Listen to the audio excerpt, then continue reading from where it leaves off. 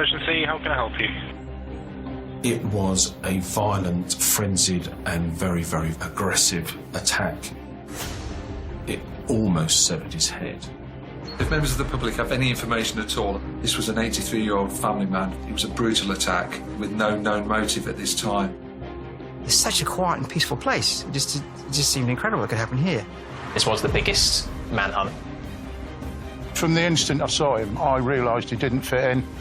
I do regret not following him to see where he went. Can you explain to me why your DNA is on that man?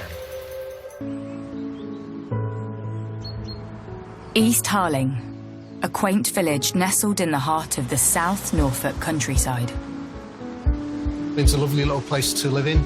It's really quiet, but it's got a lot of sense of community, a lot of pockets of very different helpful people, sports, and there's a couple of pubs. Really nice place to live, safe place really. You know, everyone a lot of people know each other around here. With its bountiful forests and country walks to enjoy a quieter pace of life, Harling and its neighbouring villages are the perfect places for many to set up home. People will usually say hello to you and you can stop and have a conversation. A lot of dog walkers in the area, of which I'm one. And, you know, they definitely always speak, pass the time of day with you. Harling Heath, a really, really nice place to walk, and we use it for biking, running and dog walking. The heathlands on the edge of the villages has long been a draw for dog walkers.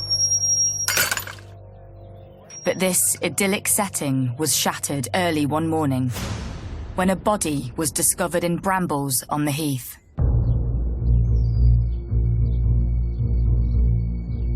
Police emergency, how can I help you? He was found by a couple that were walking their dogs. They saw his dogs walking without anyone, and then as they approached the scene, they could see some blood on the ground and his body partly covered by some brambles just off the pathway. The police were called. I just remember it was a Saturday, I was at home, and I just remember hearing these police sirens screaming through the village. They didn't actually come till the afternoon and arrived here. So all these police cars all these police cars around for us, but it's quite bizarre.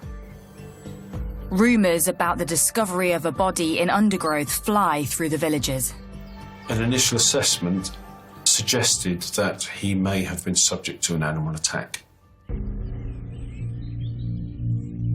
One early theory was an attack from an animal, and that was mainly led from the extent of the injuries. Obviously, there's Banham Zoo, not a huge distance away. I was very sceptical of that because we know what's in the woods, and I can't think of a wild animal that had been over there to do such damage, to kill somebody. There isn't animals over there to do that. The news spreads among the local dog walking community. Could a wild animal really have attacked and killed a man on their doorstep? There was a sense of fear, but that kind of not really believing it was going on in the village. I think it was a bit of a shock to everybody, and it's not something that happens in this area. It certainly put us off walking our dogs there for a while. I had a young daughter at the time, she was only 3, and I wasn't keen on taking her there, you know. Rookie journalist Zach Ward was one of the first to get wind of the story. So at the time, I felt shocked, I felt surprised. This was my first job in journalism. It was our goal to try and handle it sensitively. The stories we normally covered at This Express were very community-based, they were human interest. It was about council tax going up. It was people's 100th birthdays. It was that level of local news. So when we say things like this don't happen, that's not a cliche, it's genuine. We had really very little experience in covering this major event. Police finally identify the body in the woods as 83-year-old Peter Wrighton. But who is he? Mr. Wrighton was retired. He lived with his wife. He had 2 dogs, one 13 and one 9 or 10 years old, that he walked regularly. He had retired to Banham, which is about 5 miles as the crow flies to East Harling. He'd worked for BT for 35 years. He'd been married for 59 years, and he sounded like a gentle, kind, loving man. Loved his dogs. He was walking with Gemma and Dylan at the time, and they both stayed with the body, which I think tells you the bond between dog and owner. But he sounded like a really well-respected member of the community, and we got an outpouring of tributes and sympathy once his name had been released. The first time we moved in, we went and introduced ourselves to the neighbours. Peter and Anne were very, very welcoming. One of our first things to do was to invite them over for a meal. They were always friendly. You'd go over there, they're always welcome to. And obviously they used to take their dogs out for a walk, both of them. And they loved dogs. They took in a lot of rescue dogs. Father of 2, Peter was a daily visitor with his 2 dogs to the Heath, just a few miles from his home in Banham. Tragically, on the morning of his death, his wife Anne had gone in search of him when he hadn't returned home.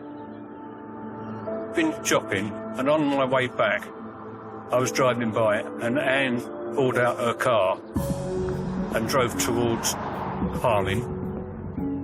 I thought that was rather unusual for her to go out and leave the house empty without them being out together. I didn't think much more of it than that. Mr. Wrighton had failed to return home, and Mrs. Wrighton became concerned and actually drove out to the Heath to look for her husband in case possibly he'd had a medical event or become lost. As she approached the scene, she made herself known to the police, who were already there. While Peter's wife is escorted home, his body is taken for a post-mortem examination to verify the cause of death. When the post-mortem took place, it was established that he had received quite a violent attack, probably initially from behind. Many of the stabbing injuries were to the back of his neck and a cut across his throat that actually cut all the way back to the spinal column. May have taken 4 or 5 sideways cuts. It almost severed his head. There were other significant injuries, a stab wound that went into his left eye. The result immediately changes the course of the investigation. We had a phone call from Anne informing us that Peter had been murdered. But what had gone on? Why would someone want to kill such a well-respected member of the community in such a violent way? In the quaint countryside of East Harling, a post-mortem examination has just revealed that far from being killed by a wild animal, much-loved pensioner Peter Wrighton had been murdered. But why? I think someone may have put a suggestion forward that it could have been as a result of an animal attack.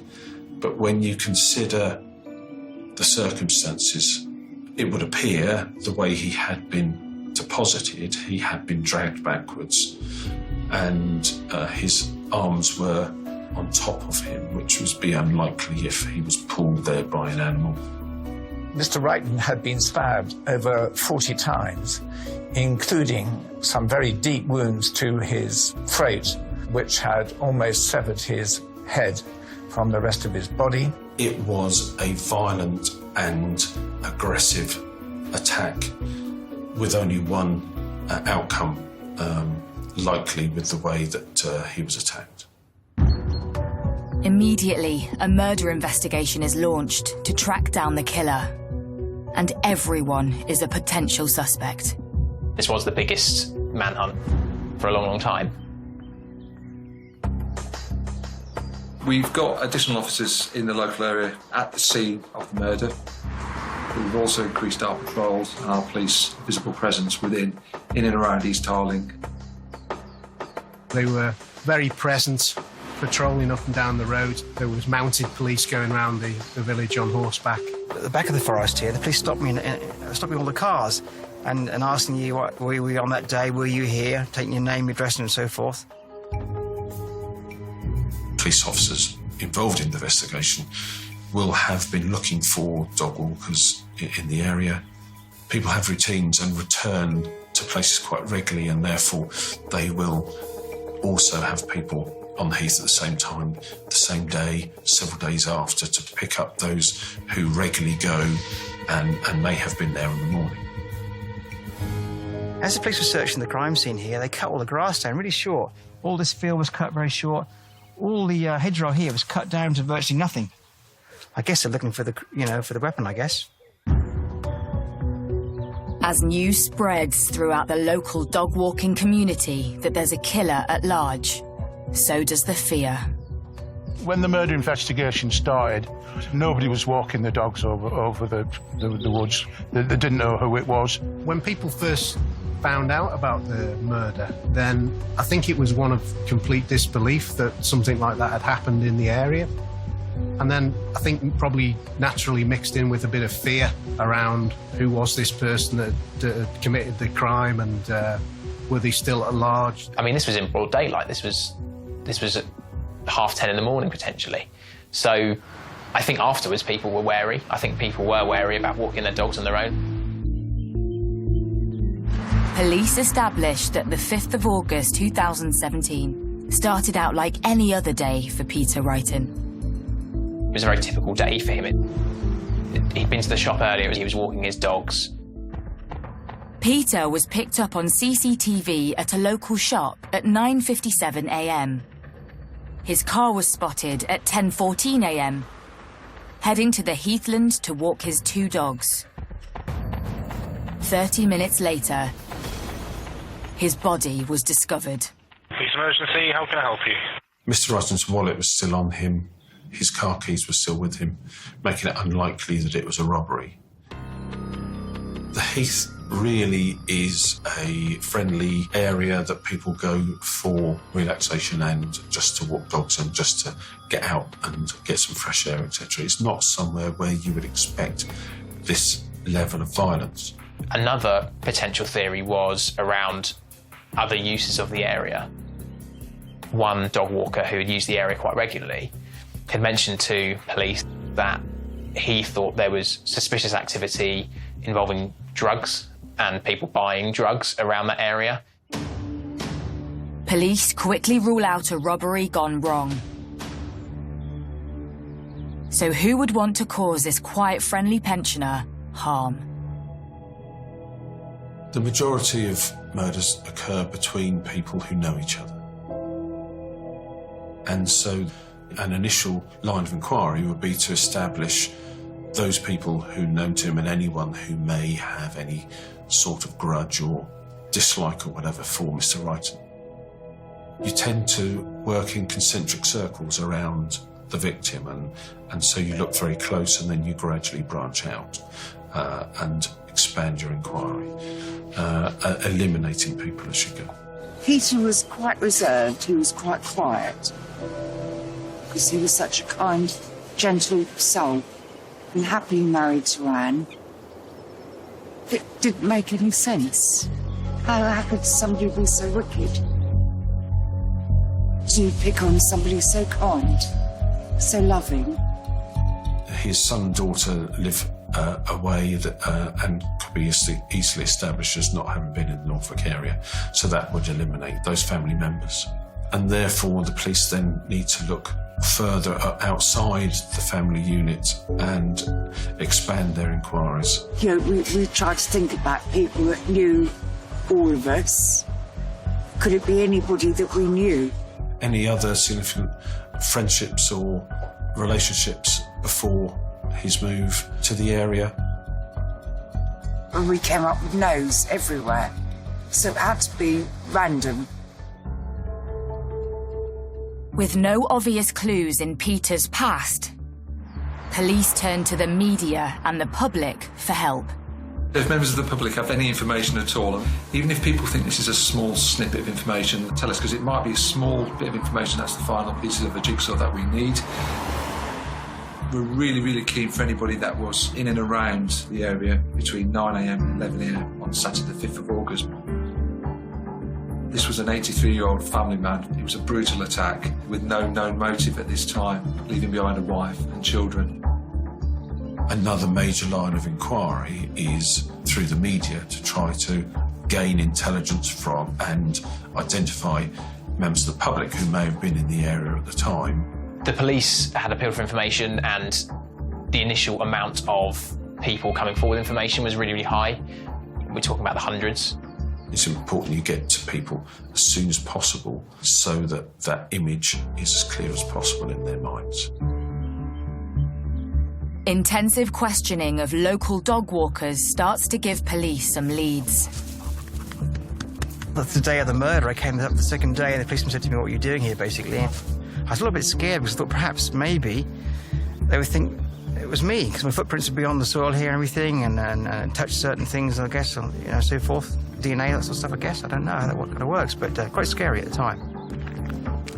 Didn't sink in at first. And then when they're talking about, oh, it happened such and such, and I thought, well, I was in the forest then.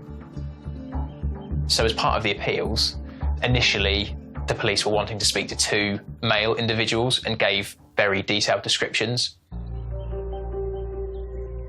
Police rule out the 2 dog walkers. But Peter Bibby is pulled in for questioning. I had an interview at work, an interview at home, where they took all fingerprints, DNA. That's it. Good boy. They even took DNA off the dog, took all my clothes. Good boy. Yeah, it was quite harrowing, but I suppose everybody's a suspect till you're proven innocent. But unknown to Peter, something he had witnessed on the morning of the 5th of August was about to turn the investigation on its head. It was a normal day over the heath. Met quite a few new people, which was quite nice, a few of the people that I used to know. Yeah, just a really nice, peaceful day. Yeah, this is the route that I took. I regularly walked this ridge, and this gate wasn't there at the time, so I would come along here, and then I turned down and walked back through the woods in a round circle. Saw somebody walking towards us, and he just didn't look right. He wasn't dressed for walking in the forest. He didn't have a dog. He wasn't with anybody else. It was just totally out of sync. Through their inquiries, they identified another person who'd been dog walking on the heath at the time, who had spoken to someone who seemed out of place. Didn't seem to be dressed to be walking, didn't have a dog. You know, dog walkers tend to, it's not a uniform they wear, but they tend to dress in similar ways and know who looks in or out of place. On his feet, he had like heavy-duty flip-flops and a pair of shorts and a T-shirt. Very smartly dressed and was totally out of character for walking dogs in the forest. We were both walking up wheel ruts of a car. So I was walking up the right-hand one, he was coming down the left-hand one. When we actually passed, he was about this far away from me. I could have put my hand out and touched him. If I hadn't said hello to him, he'd have definitely walked past me and wouldn't have given me the time of day. There was no chance of any eye contact, not even any feinted little glances. He had his head forward and he was just walking forward and ignoring everything. And then he went on, and then I was wondering to myself, what's he doing? Where's he going? It's not right. He provided an e-fit of this person that became very key to the investigation later on. I do regret not following him to see where he went. Yeah. And that's sort of like bugged me for a while. Suddenly, police have a description of a man they believe could hold the key as to what went on that morning on the heathland. They release an E-fit.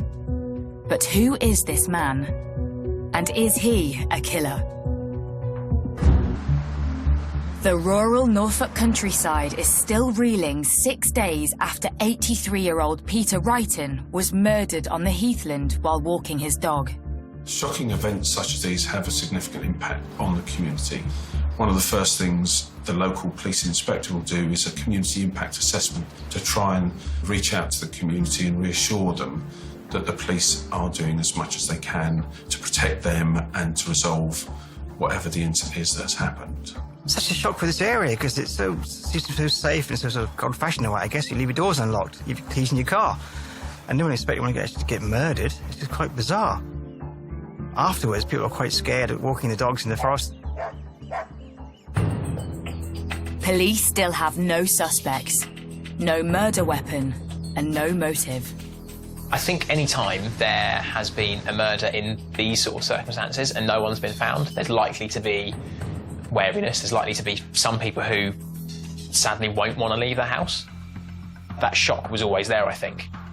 It was random, it was unprovoked, it literally could happen to anybody. It wasn't safe for any of us. If there's a murderer already, it's murdered Peter. Was it something personal or not? We didn't know. After the murder of Peter, I was very reluctant to leave the house. Having turned to the public for help, police receive information about a man who had stood out on the heath on the morning of the murder. I just saw his feet first, and I thought he's wearing like heavy-duty flip-flops. It's not the sort of attire that you'd think of going dog walking. Pair of shorts on. Most people don't wear shorts through there because of the nettles, bits of bracken and all sorts of stuff like that. He was walking with a purpose. Police release an E-fit of the man described, and suddenly there's a breakthrough. Police receive a tip-off about a local man, 24-year-old Alexander Palmer. So, following the police appeal was a psychiatrist who had worked with Alexander Palmer, then came forward with some concerns around previous things that Palmer had said. The psychologist told the police that when treating Alexander Palmer, he had ideations of violent attacks, often with a knife. Palmer had talked about his desire to attack random people. The voice in his head he called Little Alex. Once Alexander Palmer was known to the inquiry, he was allocated to a team of detectives as a person of interest. Having obtained a photograph from Facebook, it was immediately apparent that there was a very strong likeness with the E-fit that had been provided by one of the dog walkers. So at the time we knew that Palmer was 24 years old and he lived in Cringleford in Norfolk, and he had previously been a part of the armed forces. Having identified Alexander Palmer as a suspect, an arrest strategy was prepared and he was arrested at 4:40 the following morning. News of the arrest quickly spreads. I wasn't sleeping. Quite paranoid about it all. I always kept looking at my iPad, to see if there'd been any updates. And I think there's one at 3 o'clock in the morning, the first published Alexander's name. So I quickly thought I'd have a look at Facebook, and lo and behold, there he was. As soon as I saw him on Facebook, I realised that was him. Without a shadow of a doubt. After Alexander was arrested, they'd informed Anne, and Anne informed us that someone had been arrested for it, which was a relief for us. As part of the arrest strategy, having been brought into custody, various forensic samples and a DNA swab will have been taken from Palmer, which will have been fast-tracked to the laboratory to try to get a profile as soon as possible. Having an outstanding profile from Mr. Wrighton's trousers, they need to know as soon as possible whether there could be any link to Alexander Palmer. With forensic evidence being processed, Palmer himself is brought in for questioning. Alex, can I get you to introduce yourself, please? Alexander Hobbs Palmer. As I said, the e-fit was prepared from a description. Have a look at that. What would you say about that? That's a pretty good likeness. Alexander admitted that he had been in the area at the time. During the first interview, Palmer revealed that he had been in the area. He said that he had travelled there and feeling depressed, he had stood there and had cried to himself and had walked about and then returned to his car, parked somewhere separately and had another walk and then left the area. He was quite adamant about it, that he had not done it. He was not the killer. There was a Roman road that dissected the wood, and Mr. Wrightson had been killed on the west side of the road. Alexander said that he'd been on the east side at all times. I found him to be pretty calm, composed. He was intelligent. Despite Palmer's denials, on the ground, detectives worked tirelessly to find evidence to link him to the crime. You're looking for something that will link him to the scene, something that will link him to Mr. Wrighton.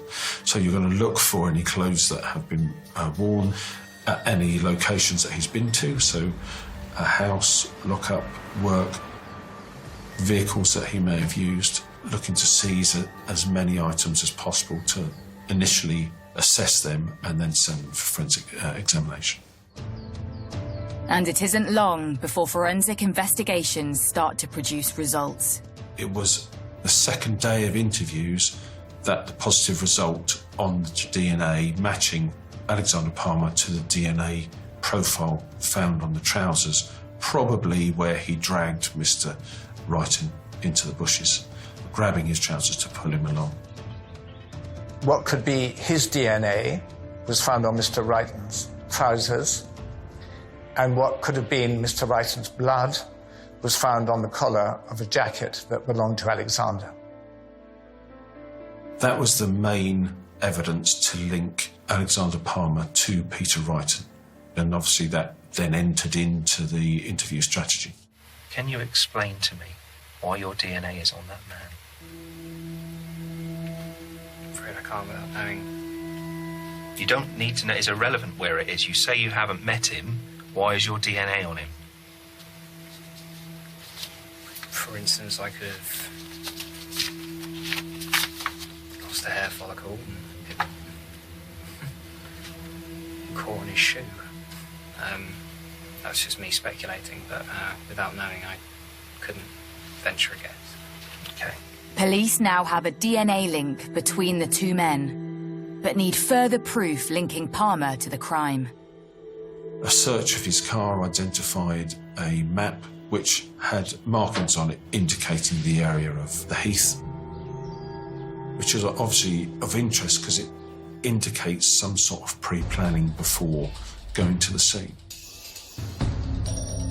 There was ANPR data, the number plate recognition, which put Palmer at the location at the day of the murder. Some ANPR evidence had been recovered with Palmer driving his car in the morning when dropping his partner off in the city, which showed him apparently in a white or light-coloured shirt, and when he was seen picking her up in the afternoon, he was seen in a dark-coloured shirt. And yet his account was that he had been wearing the same clothes all day, but he appeared to have changed his clothing, and none of that clothing, which is highly likely to have been heavily bloodstained, was ever recovered. Police believe they have irrefutable proof that Palmer killed Peter Wrighton, but they still don't know why or what with, and their suspect is now refusing to talk. I'll ask you again, were you involved in the murder of Peter Wrighton? No comment. He made it very clear that he was not guilty, was not responsible, and he hadn't done the killing.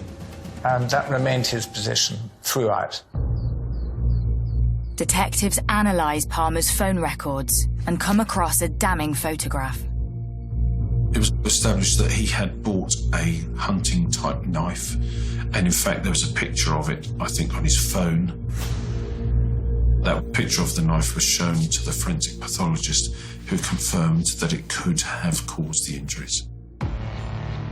Alexander Palmer is charged with murder. But what was his motive? And what drove him to kill? February 2018. And Alexander Palmer is standing trial at Nottingham Crown Court, accused of murdering Peter Wrighton in August 2017. A crime which had sent shockwaves through the small, close-knit community of East Harling. I think my first initial thought was, whoever done this is a coward.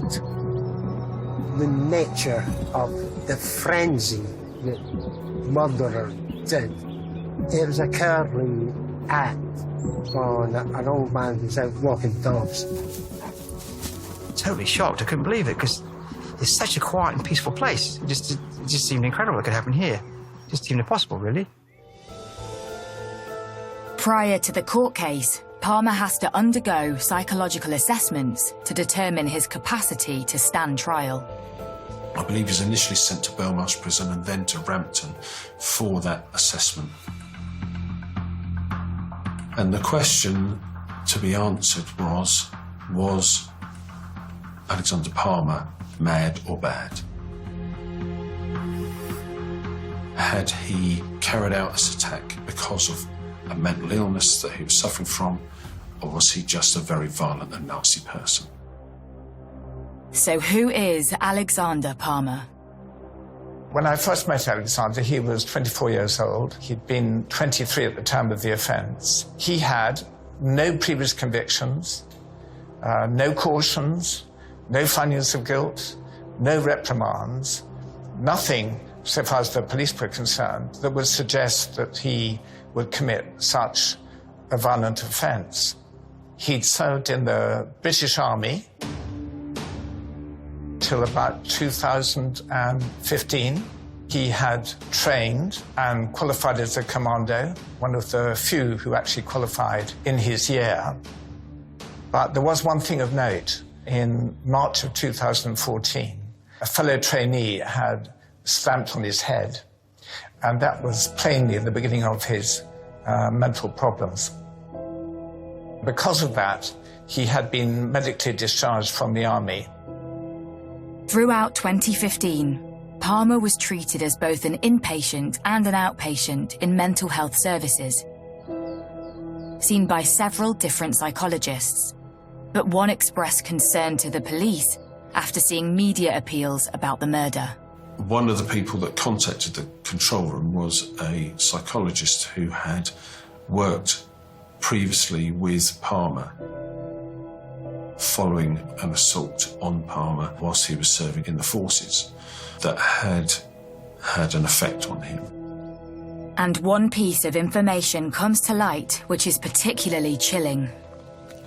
The psychologist told the police that he had a dislike for dog walkers. Dog walkers, he said, were a particular bugbear of his. He was obviously suffering some mental health problems brought on by PTSD. He had some kind of grievance with dog walkers is the thing that stands out. He had made disclosures about ideations around violence and a dislike of dog walkers. Having been deemed fit to stand trial, the court hears how Alex had revealed on arrest that he heard voices in his head. Palmer had talked about the voice in his head he called Little Alex. Is there a different Alex? Times, yes. Okay, who's he? He used to manifest himself as a physical hallucination, but now he's just a voice. Is he still with us? Yes. Is he here today? Yes. Where is he now? What is him here? He's there, is he? Palmer admits being on the Heathlands on the day of the murder. So was Alex there that day? The other Alex, he's always there. So he's always there. So he would have been with you, okay? Was he? Do you remember him talking to you on that day? You don't. But you say he talks to you every day. Yes. He's there laughing at you. But you say he doesn't tell you what to do. He doesn't force you to do things or anything like that. Palmer, during the court case, had said that he had visited the woodland because he was feeling low, but didn't say that he'd been involved in the attack. But the prosecution puts forward evidence linking Palmer to Peter Wrighton. Several of Mr. Wrighton's clothes were sent for forensic examination, and they had identified DNA from a person on the leg of his trousers. I believe there was DNA found on Mr. Wrighton as well, which linked Palmer to the murder. The court also hears that on the morning of the murder, ANPR cameras picked up Palmer's black Ford Focus on the A11, heading towards the Heath. Mobile phone records reveal he is stationary on the area of the Heath from 10:19 a.m. for a period of 32 minutes and 55 seconds. His car is then picked up heading north on the A11. The whole journey, police believe, had been planned in advance. A search of his car identified a map with the area marked out.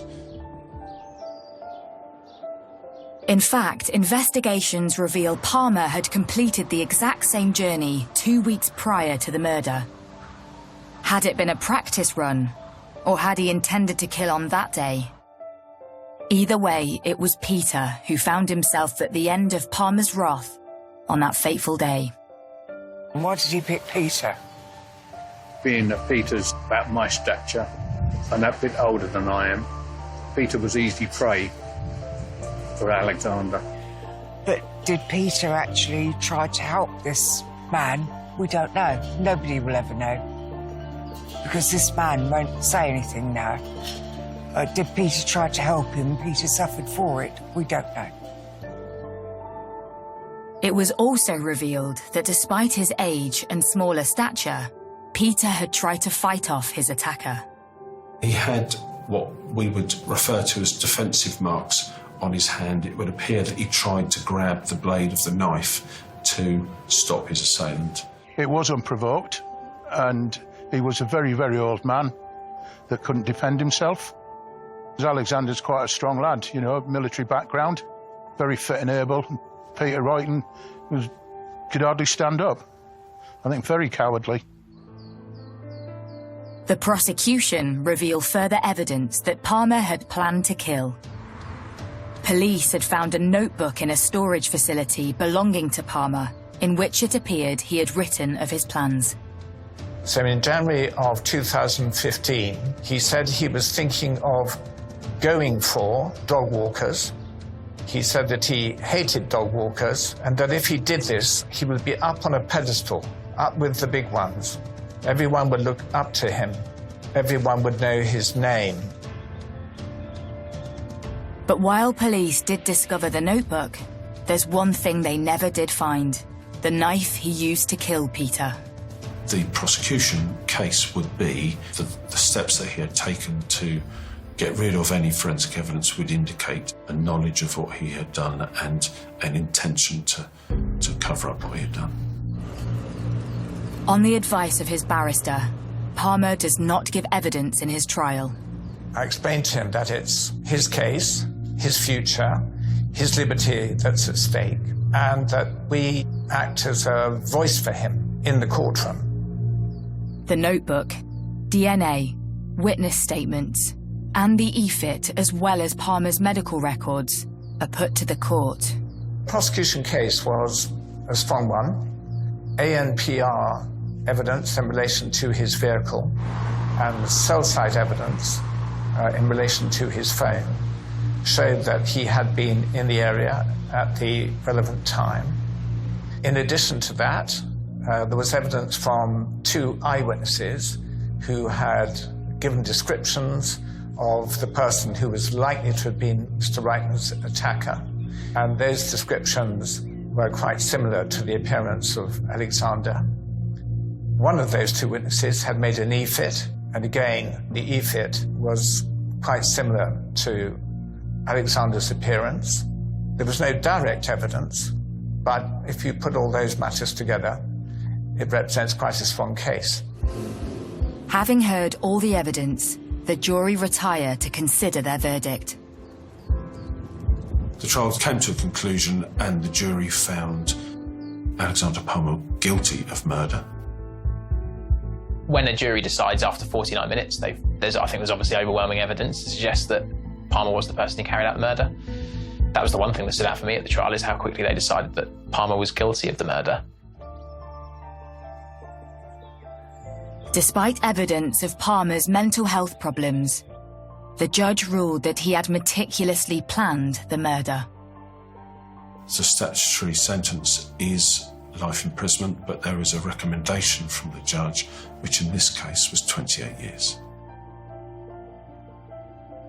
I would suggest that the fact that once convicted and imprisoned, he was sent to a normal prison rather than a psychiatric prison indicates that the assessment was that he was a violent and nasty person.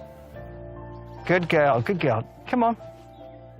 The dog walkers of East Harling will never forget the horrifying crime which leaves its mark on this close-knit community.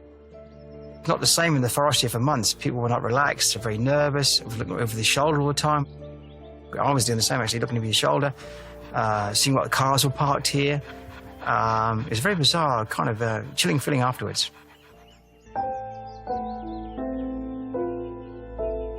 And for Peter Bibby, his brush with evil will live with him forever. It was quite a scary thing, and it's all the what ifs. What if I had gone back? You know, would have changed things. I was walking straight forward to him. It could have been me.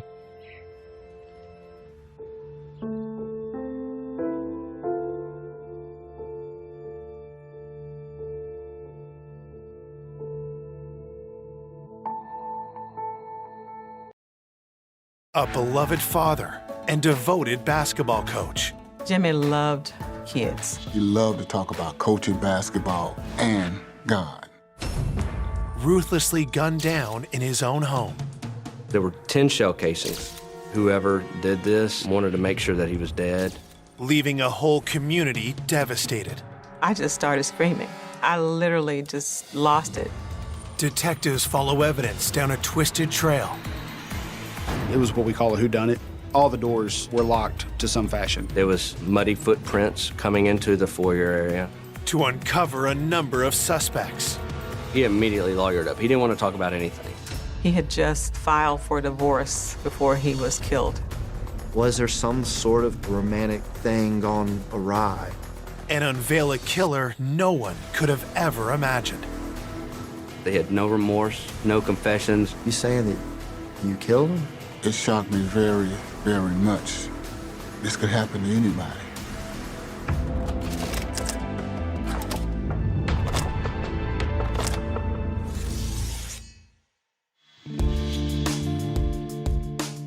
Cordova is a peaceful suburb just east of Memphis, Tennessee.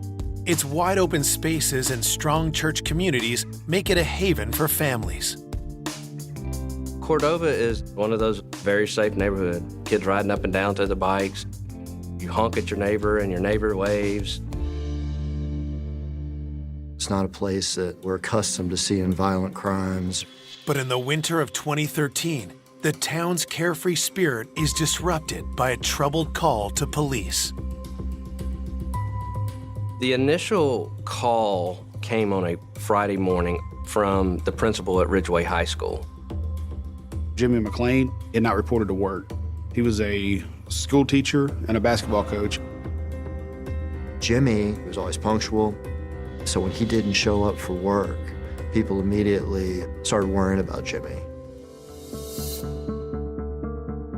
Our patrol officers go over there and they knocked on the door, nothing. The front door was locked, the back door was locked, the garage door was shut, all the windows were locked. Nothing appeared to be opened or broke. And then one officer was able to look in through some glass doors. And then he saw something that looked like a shell casing. Immediately on alert, officers quickly force entry into the home. As soon as they made entry, they saw a black male on the floor with a lot of blood around him, dead. Homicide investigators are on the scene within minutes. When I first arrived, we see a male victim laying in the den area of the house who appeared to have been shot multiple times. Whoever did this wanted to make sure that he was dead. Detectives find a wallet in the victim's pocket. The ID inside confirms this is 49-year-old Jimmy McClain.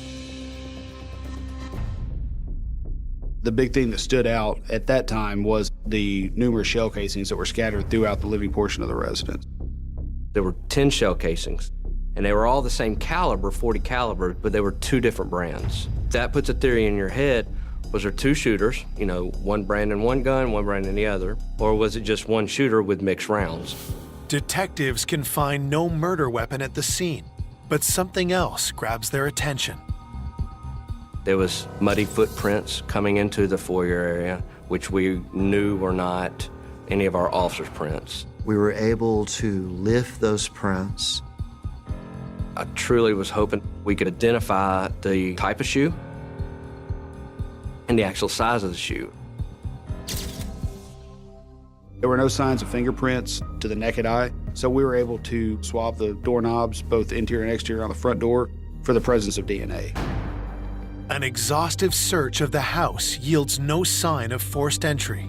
We had no signs of robbery, no signs of burglary. The big thing to me was all the doors were locked to some fashion, meaning someone locked the door on their way out upon leaving the scene. That told me that most likely our suspect had a key to the residence. So once we realized that somebody had let themselves in, we were like, well, who's got access to these keys? Did Jimmy know the person who did this? Detectives also attempt to discover the approximate time the murder happened. We were able to find out there was a shots fired call that came in our dispatch around 8:50 p.m. 2 days before we found the body. So started making sense real quick, though, that that's probably when this happened. As police continue their investigation at the scene, Jimmy's sister, Easter, arrives. To this day, that is the absolute worst day of my life.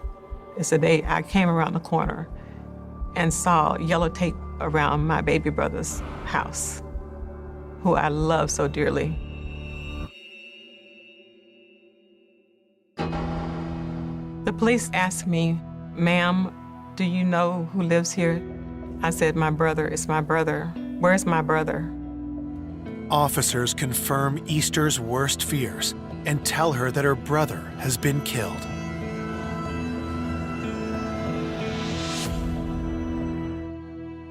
I just started screaming, just started just howling.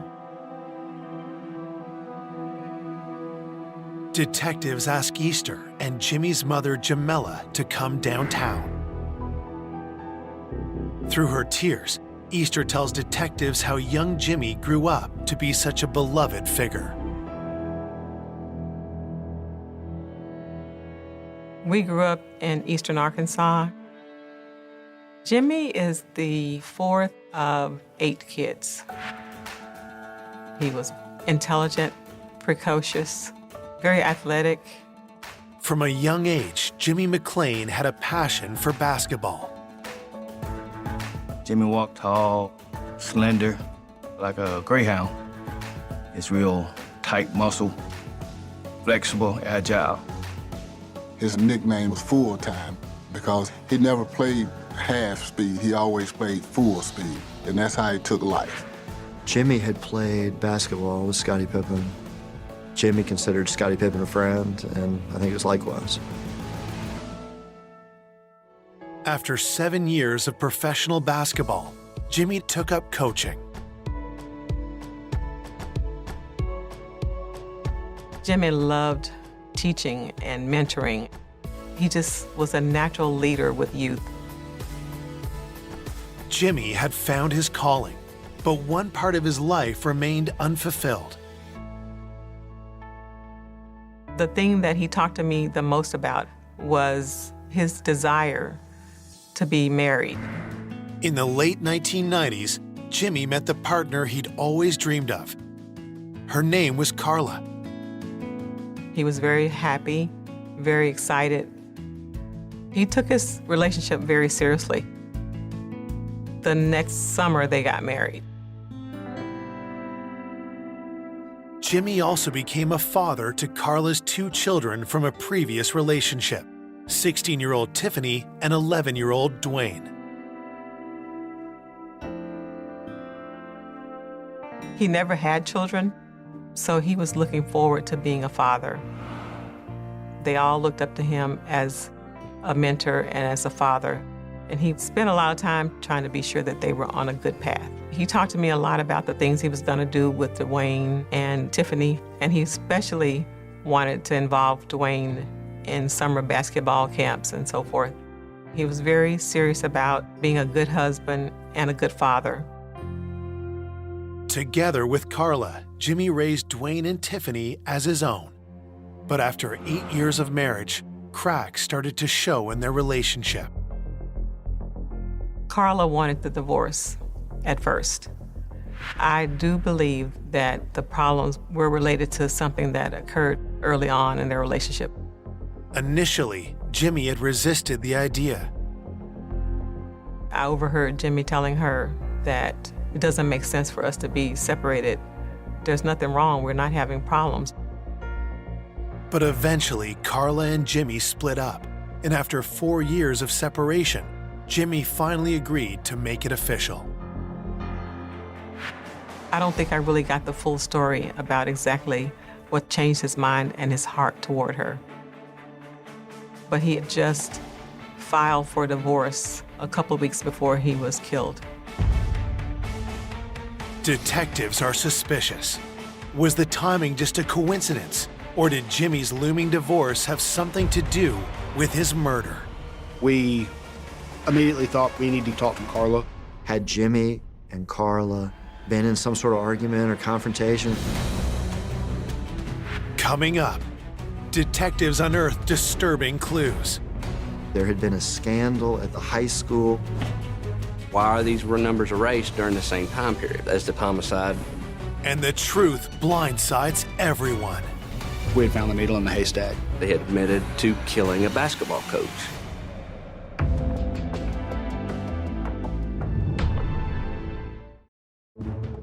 Police have just learned that Jimmy McClain filed for divorce 2 weeks before he was killed. And now detectives need to know if animosity between Jimmy and his soon-to-be ex-wife Carla could have been a motive for murder. We had asked, Carla and Tiffany and Dwayne, her biological children, to come town. Dwayne and Tiffany wait in the next room while police talk to Carla, starting with her relationship with Jimmy. She says, look, we were going through a divorce, but it wasn't because he was doing anything bad. She said that we fell out of love. Carla tells police that when she and Jimmy were married in 2001, Jimmy treated her kids, Dwayne and Tiffany, like they were his own. But as they grew into their late teens, Carla and Jimmy's parenting styles started to clash. Carla did advise that Jimmy was really hard on her kids. Jimmy was very discipline-oriented, and she always took the side of the kids. In her eyes, they could do nothing wrong. She wasn't going to let Jimmy over-discipline. And some of the issues is what transformed into this growing away from each other. Detectives ask Carla directly if she stands to gain from Jimmy's death. She did advise that she had a life insurance policy through her work where Jimmy was on the policy and she would have been the beneficiary. Was the life insurance payout a motive for Carla to kill Jimmy?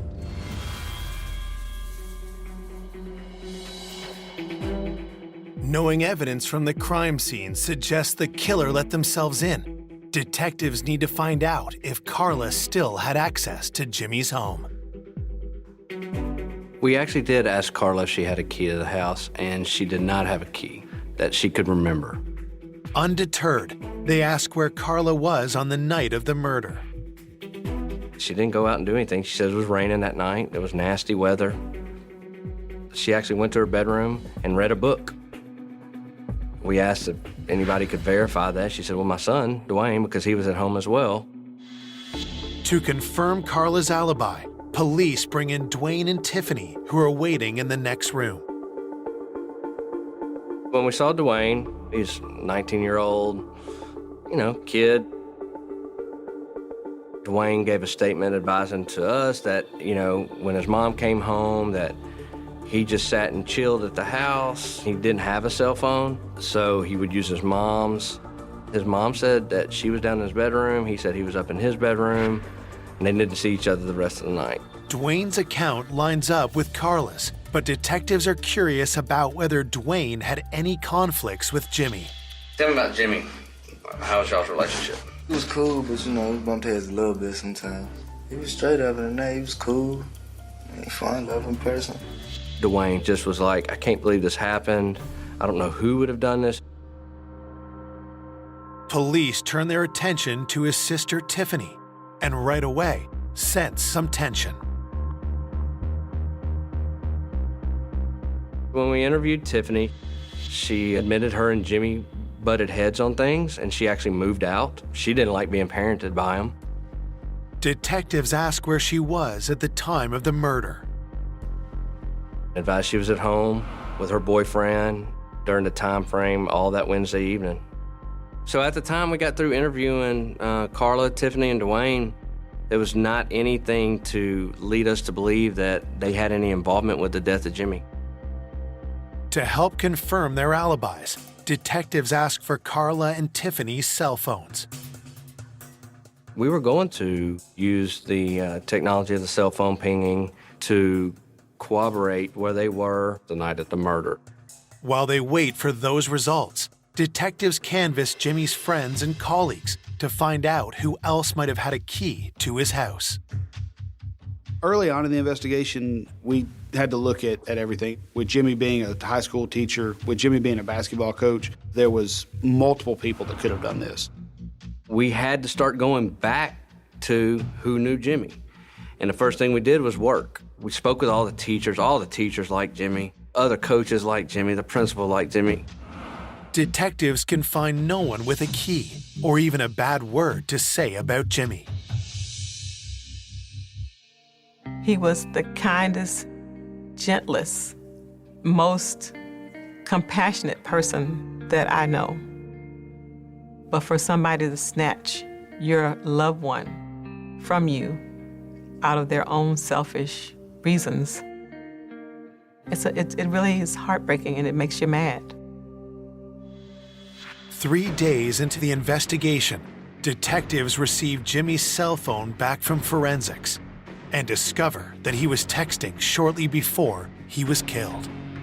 He was texting with a female subject, and they were back and forth talking about some directions and basically good night. The last text we identified as a subject named Pam Smith. The name is new to police, but when they compare the time of her last text with the report of gunshots on the night of the murder, they realize they were just minutes apart. With this new lead, Pam Smith becomes detectives' newest suspect. Who is she? And was she involved in Jimmy's murder? When you read the text messages between her and Jimmy, the lingering question had to be, was there some sort of, romantic thing gone awry?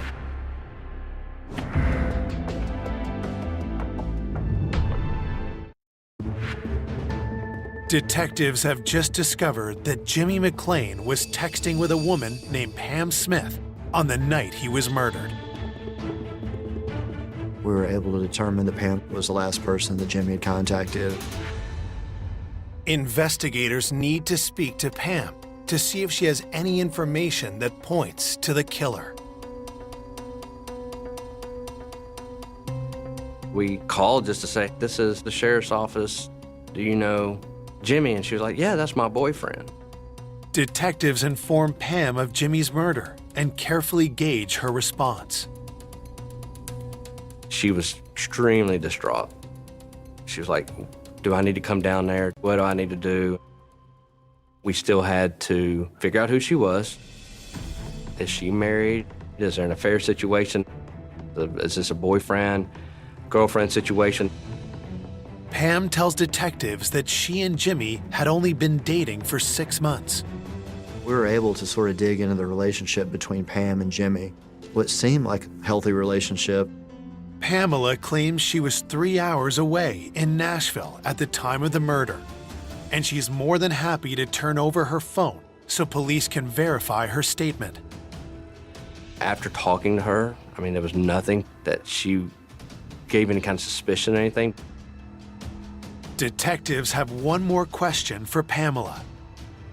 We actually did ask Pam if she had a key to the house, and she advised that she did not have a key. But she says she knows who does. Pam had overheard a phone call. Jimmy was telling his wife, Carla, that she could come by the house while he was gone to pick up some mail that had come to the house for her. Pam took note that when they left the house, Jimmy didn't leave the mail in the mailbox or on the front door, but he left it inside the house, which told Pam that Carla had a key to the house. Police believe the killer had a key, but Carla told detectives she didn't have one. The discrepancy raises a red flag. Is it possible that Carla had a key to the house? How can we prove that she didn't come into the house the night of the murder? There's only one way to know for sure. We used the technology of the cell phone pinging to follow her from her work all the way to home. The cell phone data indicates Carla was home all night, and her daughter Tiffany was too. Everybody's statements made sense where they were. There was no reason to pursue any other questions with them or Pam at that moment. Before Carla and Tiffany can be completely ruled out, police must corroborate the calls and texts on their phones with the complete records from the cell companies.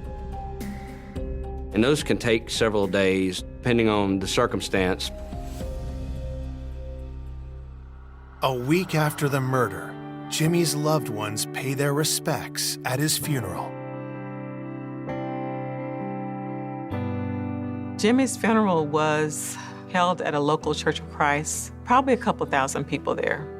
Jimmy touched a lot of people. Going to Jimmy's funeral was a tough process for myself. So many people loved him. The mystery of who could have killed Jimmy is on everyone's mind, and grief-stricken loved ones are desperate for answers.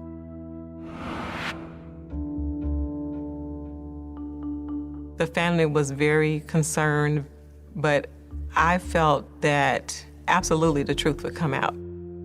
It was hard waiting and hoping that they get that person before it's too late. It's very frustrating. After several days, it gets worse.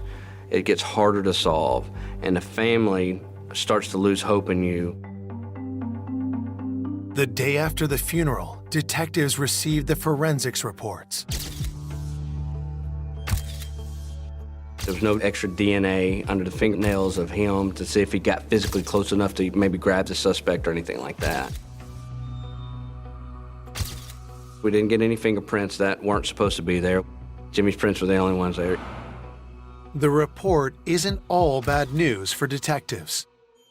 An expert at Nike was able to determine the muddy shoe prints in the entryway of the house. Most likely came from a Nike Air Force One. These are basketball-type shoes. They're between the size 10 and 11. Before detectives can follow up on this new lead, their investigation takes a bizarre twist. There had been a scandal at the high school. Ridgeway High School had a very good basketball team. They were one of the top in the state. We started hearing about a student at the school who had just recently gotten in some trouble. Detectives need to know if the scandal is linked to Jimmy's murder. Staff tells them the player at the center of the storm is number 22, Mackenzie Sewell. Obviously, he was a fairly good basketball player, but he was also 2 years older than people that he was playing with. He was actually an adult, falsified documents to still play high school basketball because he was attempting to try to get a scholarship to play.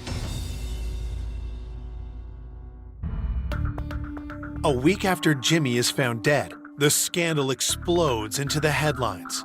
This man used a fake transcript to enroll here at Ridgeway High, and our sources tell us the man has a GED, but enrolled here simply so he could play basketball.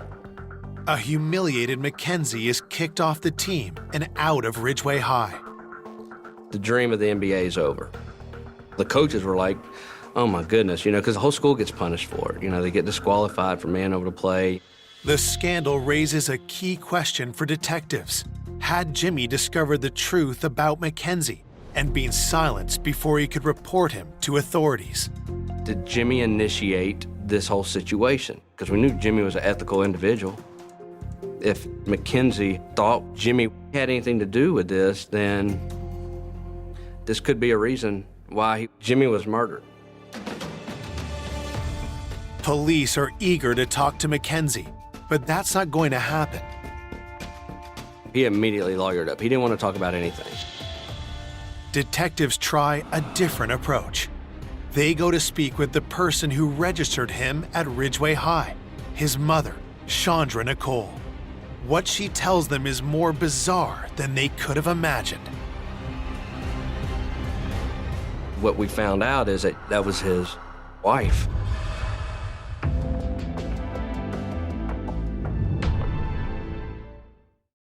Detectives hunting the killer of high school basketball coach Jimmy McClain are investigating whether a scandal involving one of his players is linked to his death.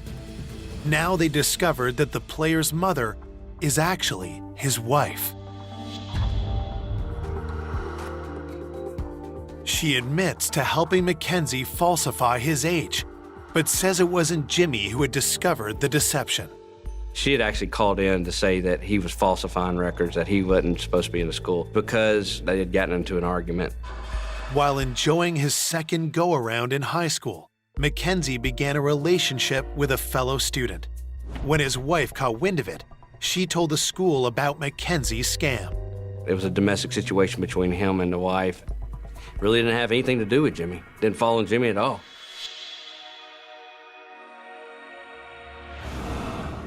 Once again, a promising lead evaporates into thin air. And over a week into the investigation, police are starting over. I was back to square one again. I was starting to question myself and wonder, are we gonna get anywhere with this thing?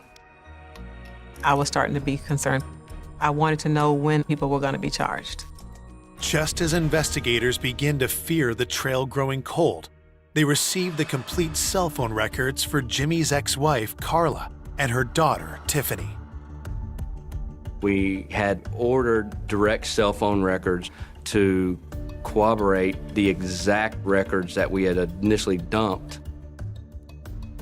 You're talking hundreds, even thousands of records at times to look through, to see if you can find where there's a discrepancy in something.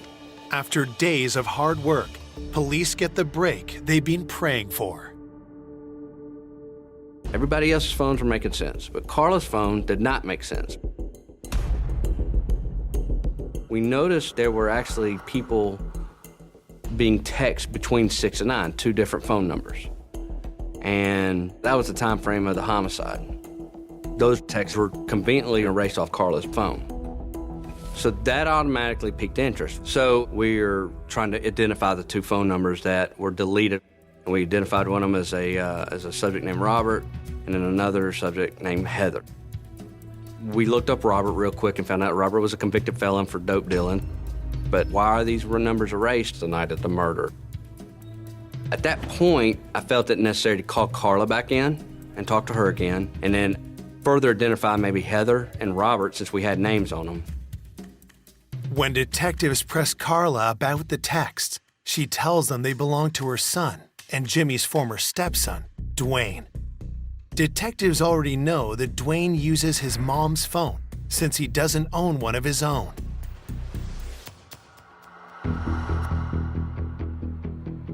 Carla said that Heather was a girlfriend. She says, oh, she's a good girl. She's a girl that lives out in Cordova, not too far.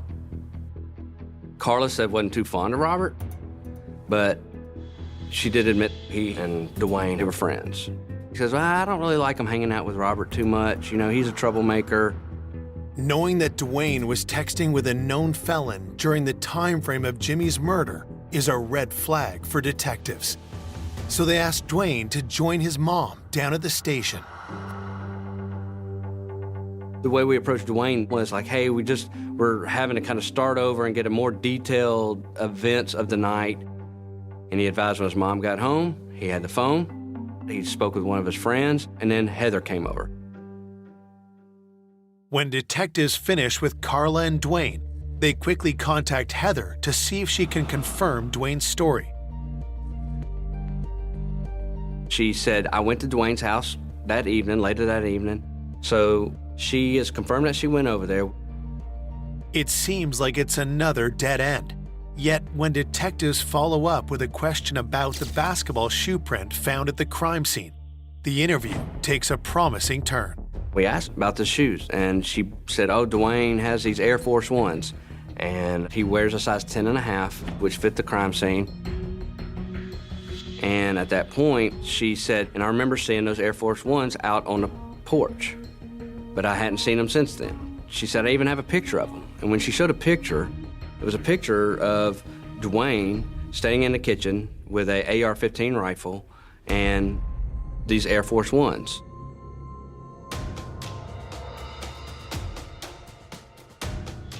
Police quickly get a search warrant for Carla's home.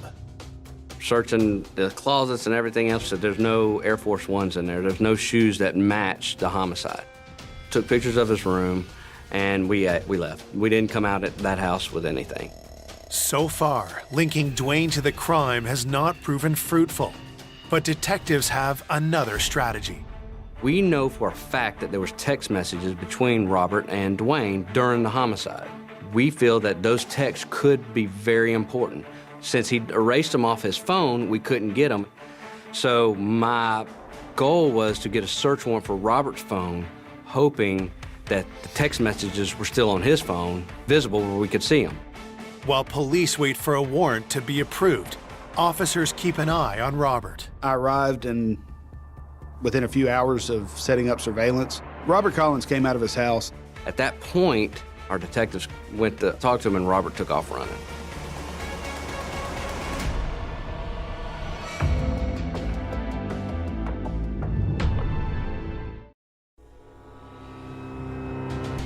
Detectives investigating the murder of Jimmy McClain believe text on the phone of convicted felon Robert Collins may point to the killer.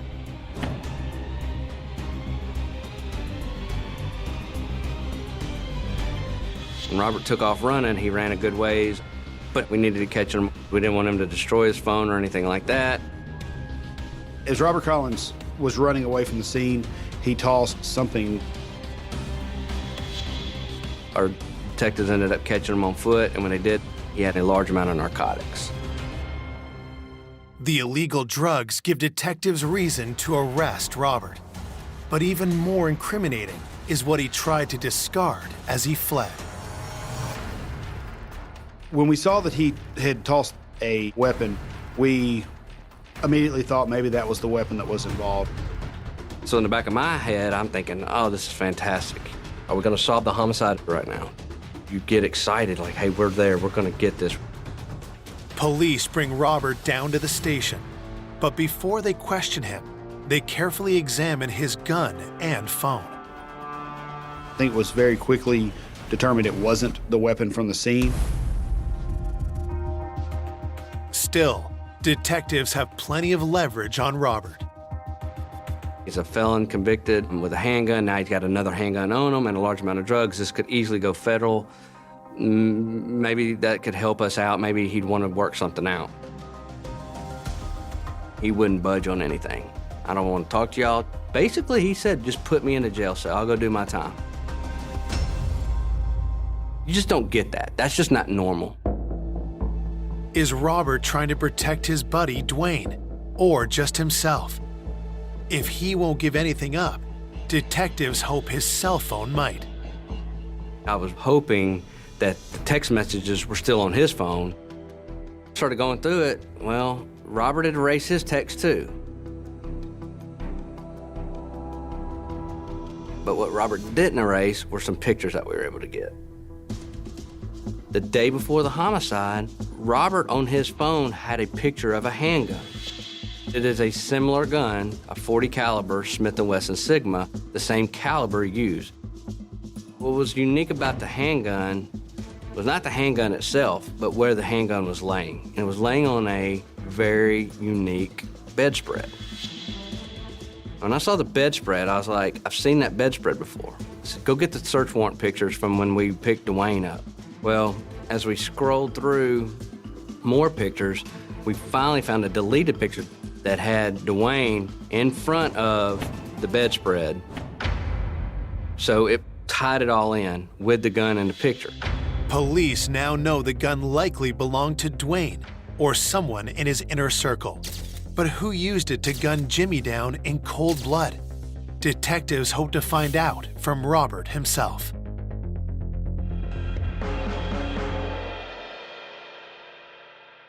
So when we put Robert in jail, we were hoping Robert would say something on the phone. The first phone call that Robert made was to a young guy. First thing that Robert said to the guy was, hey man, that pit bull, it's real sick. And the guy kind of like, I don't think he caught what he was saying. He's like, oh yeah, just laughing, I got you. And Robert, you could see was very frustrated, like, no man, I'm not kidding. You need to get rid of that pit bull, it's sick. Bra shouldn't have sold it to you. We did have indication that pit bull was most likely the gun. And real sick, put it in street terms, means it has a body on it. Detectives trace the owner of the phone Robert called. It was a kid named Jamarius that lived in the Cordova area. We believe that Jamarius Cooper had in his possession the firearm that was used in the killing of Jimmy McClain. Police get an emergency search warrant and race over to Jamarius' home before he can dispose of the gun.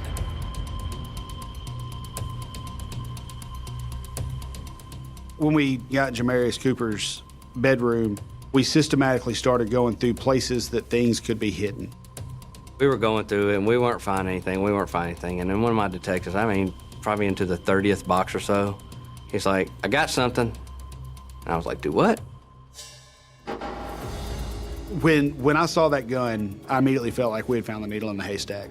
We had known through this investigation that most likely we were looking for a very specific gun.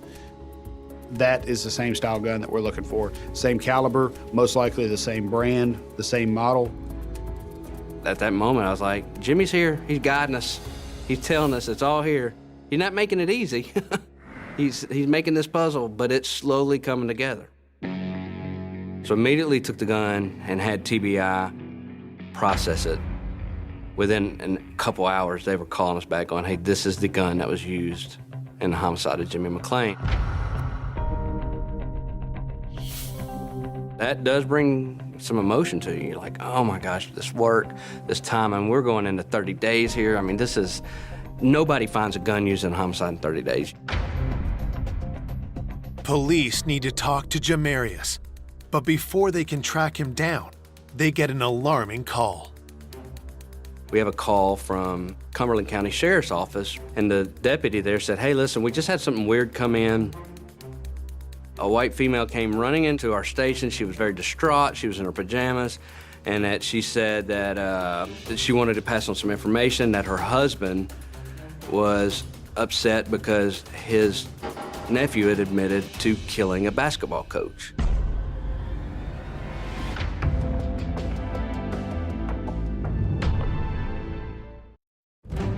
Detectives investigating the murder of Jimmy McClain have just received an unexpected call from a sheriff's office 5 hours away. And the deputy there said a white female came running into our station. Her husband was upset because his nephew had admitted to killing a basketball coach. Her husband was Carla's brother, which was Dwayne's uncle. Detectives are stunned. Dwayne's uncle is Donald Page, a known felon. Detectives bring him in, knowing they may only have one shot to get him to talk. He was very, I'm not talking to you, I ain't got nothing to say. Police remind him of one simple fact. If he's withholding information, that makes him an accessory to murder. And all of a sudden, he said, look, my nephew said he did it. Dwayne had, in fact, taken him aside and said, Uncle, Unc, I had to handle my business. And Donald said he looked at him and said, are you saying that you killed him? Dwayne said to him, I had to stand up for my mom. Dwayne, he loved his mom. They were having some financial issues, and Dwayne thought that if this divorce could just be done with, I could get the money from the house. And I think Dwayne took it upon himself to do whatever he wanted to do, and which unfortunately led to the homicide. There was tension between Jimmy and Dwayne already. So there was that divorce, money, financial implication, motive. With an accessory charge hanging over his head, Donald agrees to testify against his nephew.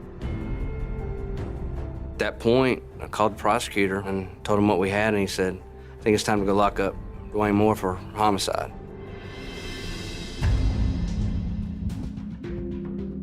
On March 26, 2013, Dwayne Moore is charged with the murder of his own stepfather. I'm telling you, he just had no remorse, no confessions. He just didn't have any care in the world whatsoever. When I heard Dwayne had been charged with Jimmy's murder, I felt a lot of relief. I was shocked to know that someone that he had influenced this long in this young man's life that would take his life. I went deep to my core as far as emotionally. This was unbelievable because of who Jimmy was. 14 months later, Dwayne Moore stands before the Memphis judge and jury. The prosecution lays out what they believe happened the night of the murder. Dwayne had it in his head that he was going over there to kill him. He knew that there was a key to the house that Carla might have forgot about. I think he waited until he saw Jimmy pull in, let himself in that front door.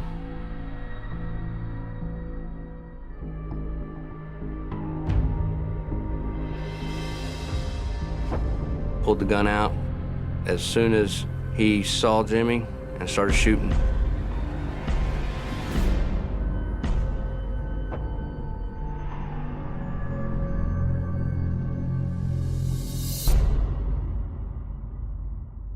I think he did it in about 5 minutes at the most. I think he just went in there and started blasting away. To try to imagine what Jimmy must have gone through in the final moments that he was living is extremely painful. The awful terror he must have felt, knowing that his life was about to end. On June 27, 2014, Dwayne Moore is convicted and sentenced to 22 years in prison without the possibility of parole.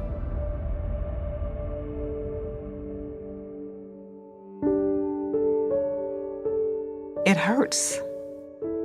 It hurts that somebody thought so little of my family, that they could take somebody so precious to us. While Jimmy's family still misses him every day, his love for educating young people lives on. To honor Jimmy's memory, we established a scholarship in his name at the University of Arkansas at Conway. I think Jimmy will want to be remembered by being a godly man, a kind man, and a peaceful man.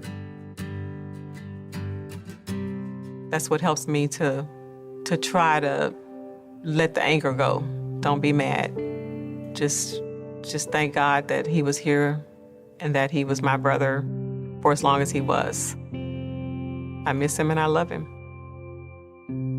For more information on an unexpected killer, go to oxygen.com.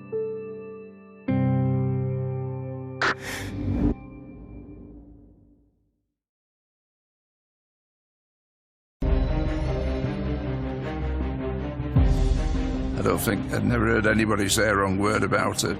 Didn't seem to me like she's got any enemies in the world.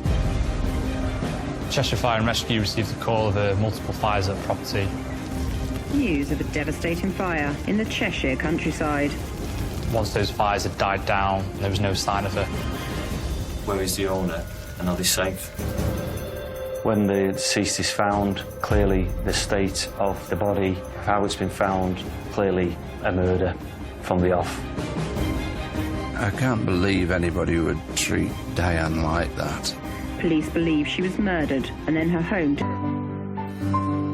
In the middle of the Cheshire countryside lies a quite quaint hamlet. Cranage. It's quite an affluent area in parts. There's some big houses. There's a lot of farms around there, quite isolated at parts, and dairy farms, chicken farms. As well as being quite small, there's obviously the classic community feel towards it, whereby everybody knows everyone, and that's pretty much central to a place like Cranage.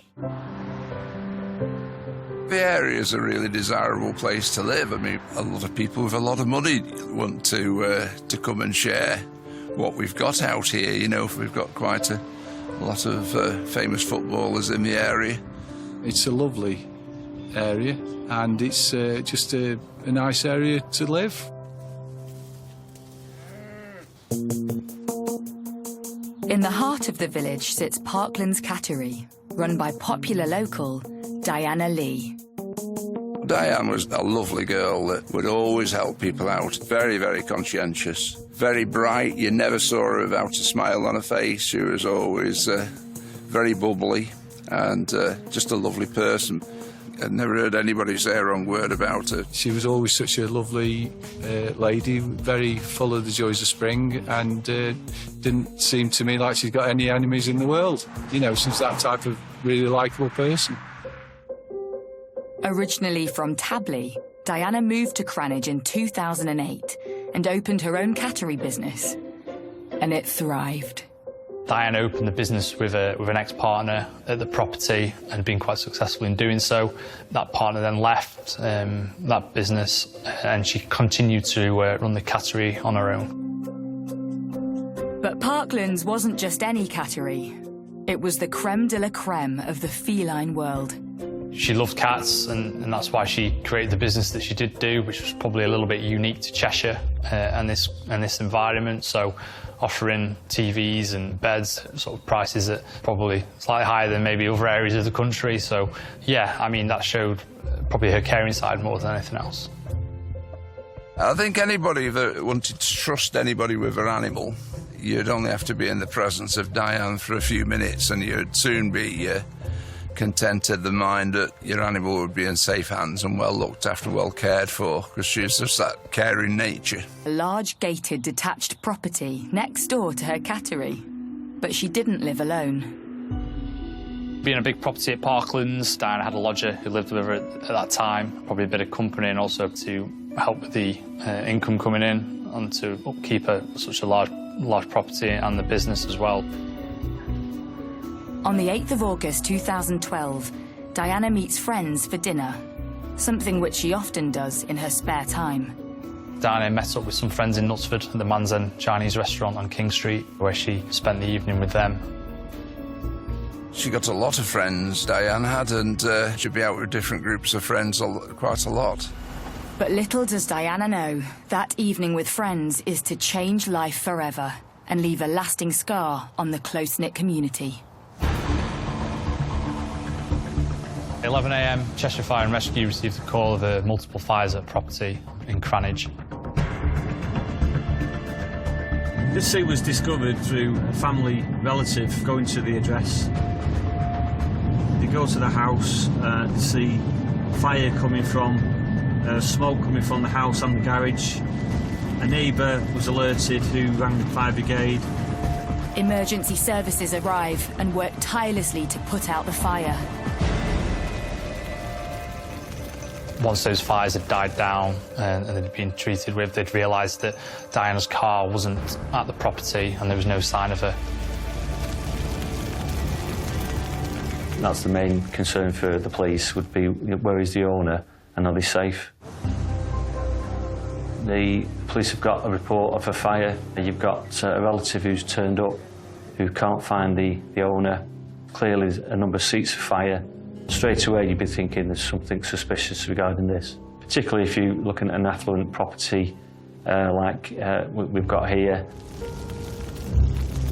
The fire experts are going to be looking at whether it's a deliberately set fire, whether it appears to be an electrical fire, whether it's potentially a chip pan that's gone over, and as soon as the idea that a fire has been deliberately set, everyone's mind goes into very suspicious.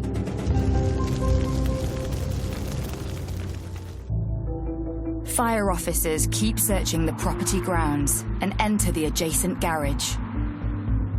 And what they find changes the course of the investigation.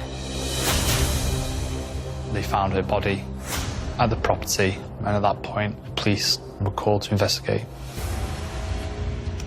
When Diana's body was discovered, the most obvious thing that would be clear to the first attenders is that the body was, certainly on the surface, badly burnt. That raises a whole number of possible scenarios. An accident, misadventure. Cheshire police immediately arrive at the scene. In the time I've served in the police as an investigator, I've been involved with many inquiries. The early priorities are the scene, first scene where the victim is. But it's where Diana's body is that raises suspicion. She is found lying face down on a wheelbarrow. She is naked, covered in shredded paper and bedding. Her body battered with horrific injuries. When the deceased is found, clearly the state of the body, how it's been found, is clearly a murder from the off. Police believe the extent of the injuries are not just caused by the fire, so a murder investigation is launched. The most important thing is to preserve the scene. The slightest disturbance of a scene, by trampling through it, walking through it innocently, it causes contamination.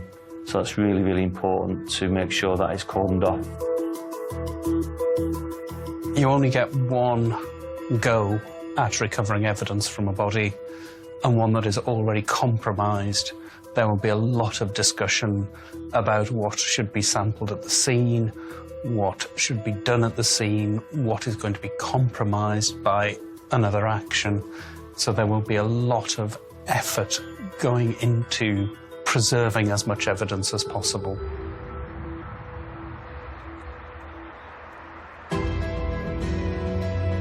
News of the shocking crime spreads quickly through the close-knit community.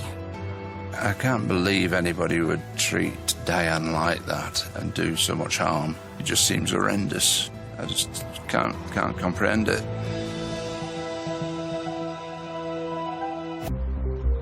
In the quiet, quaint village of Cranage, the community is shocked at the news of a murder. But the previous evening, August 8th, started off like a normal night out for 54-year-old Diana Lee. At 8 p.m, Diana met up with friends and had dinner in a local Chinese restaurant. According to friends, she said goodbye to them at 10:15 p.m. before driving home. Early the following morning, Diana sent a text to a friend. Diana's phone records on the morning of her death showed that she'd texted a friend saying she wasn't feeling very well, she's feeling sick, and that she'd like her to collect a cat later in the day. But just a few hours later, her property was engulfed in flames. Fire brigade and the police attend, and they find the horrible scene in the garage of the victim.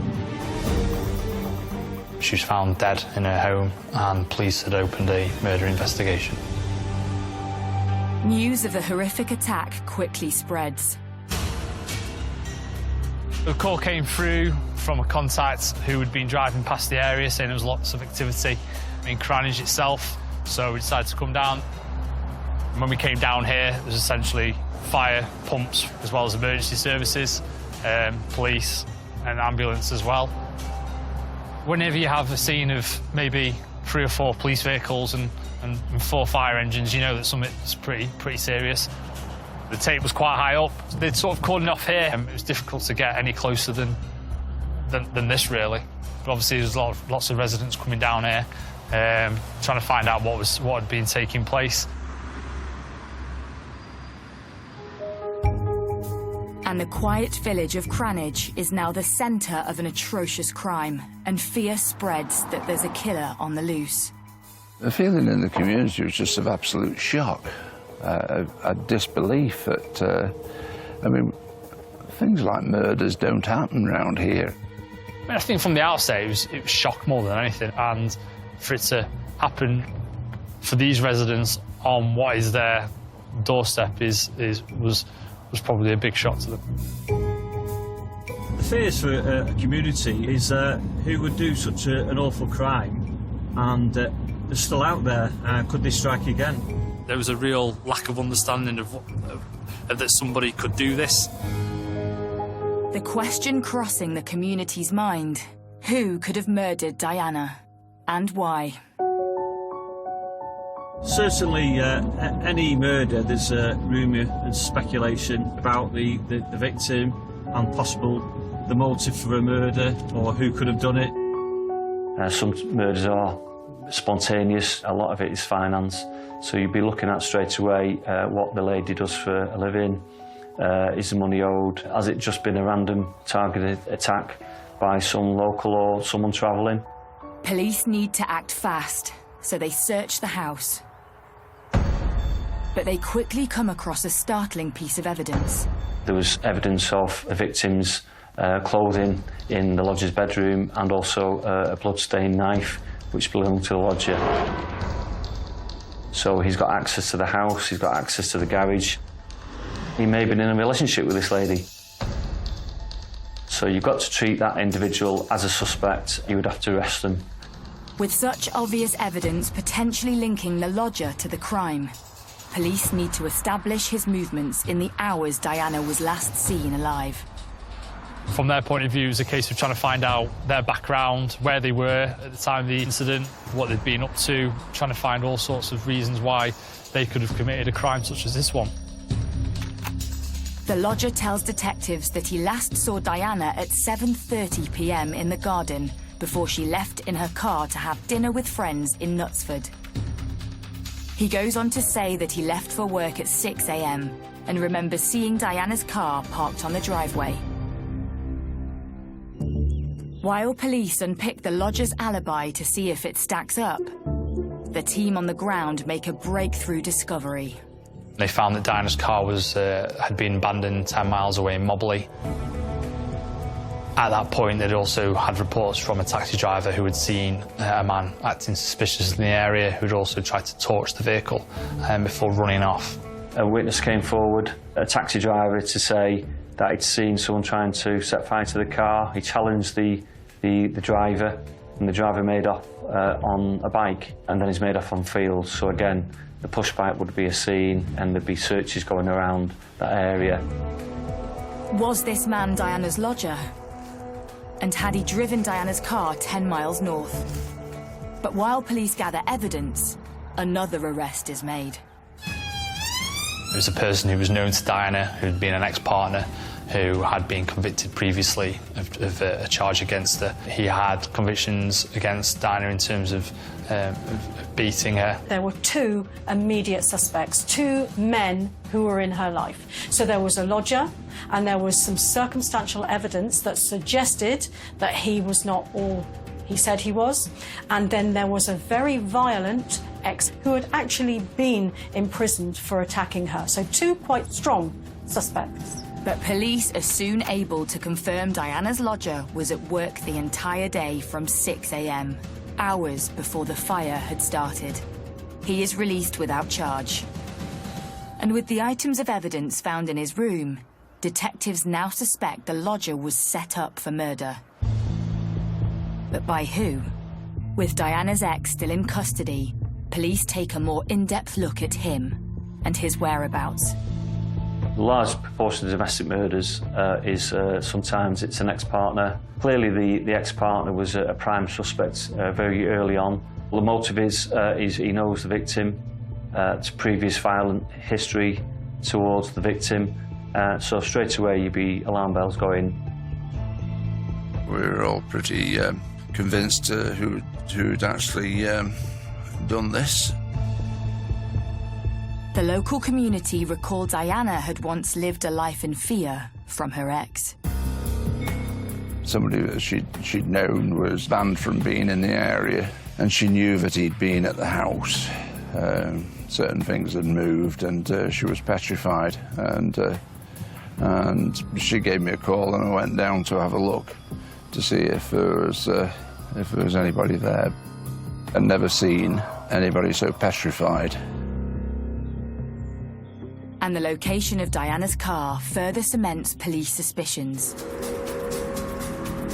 It was dumped between her house and that of her ex's. The investigating officers realised that the car had been found in a location that was en route to the person, so it probably made sense in their minds that, again, he was the person who had committed this crime. Questioning of Diana's ex intensifies. Is he still in contact? Where does he live? What were his movements for the day or the time of the murder, to eliminate them from the inquiry? So after a couple of days of speaking to the person who they'd arrested, it quickly became apparent that that individual had a solid alibi. With his whereabouts on the night of Diana's murder confirmed, her ex-partner is released. Having followed strong leads and had two potential suspects, detectives are back to square one. It was a case whereby the police had to reappeal for information. It was a case of them having come across a bit of a dead end and having to start again to see who had committed this crime. But post-mortem results come in and help police identify the cause of her death. Could this provide further clues to her attacker?